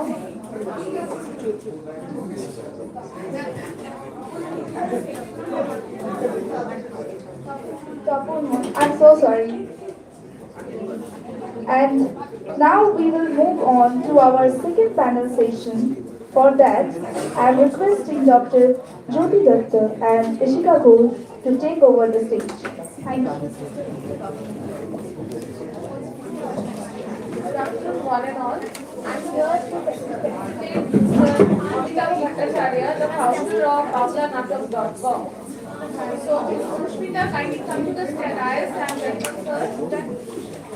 ছবি তোল কাউকে পাঠা A big round of applause for Amita Bhattacharya. কোশিশ আগে যা এই ছবি তুলে নিয়েছি ফেলিসিটেটের ছবি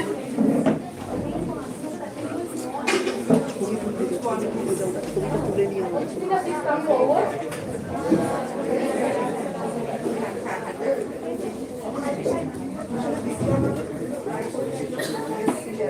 আস্তে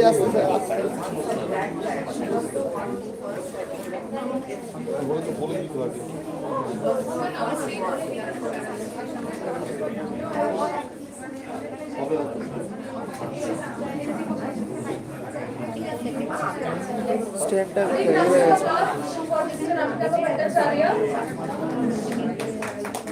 And let's speak a few words about him.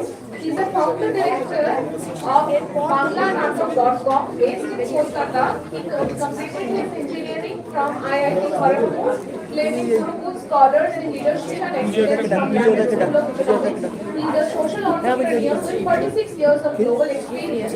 As a founder of established in the year 2000, Amitabh Bhattacharya's passion for innovation and social entrepreneurship, culture to address developmental issues and promote global peace through music. BanglaNatak.com is known for its expertise in cultural development and for renowned practitioners for art and science, finding and recognized globally for advancing development goals and এখানে এসছে এখানে এসে কিছু হয় এখানে এসে 50 minute পর তিনবার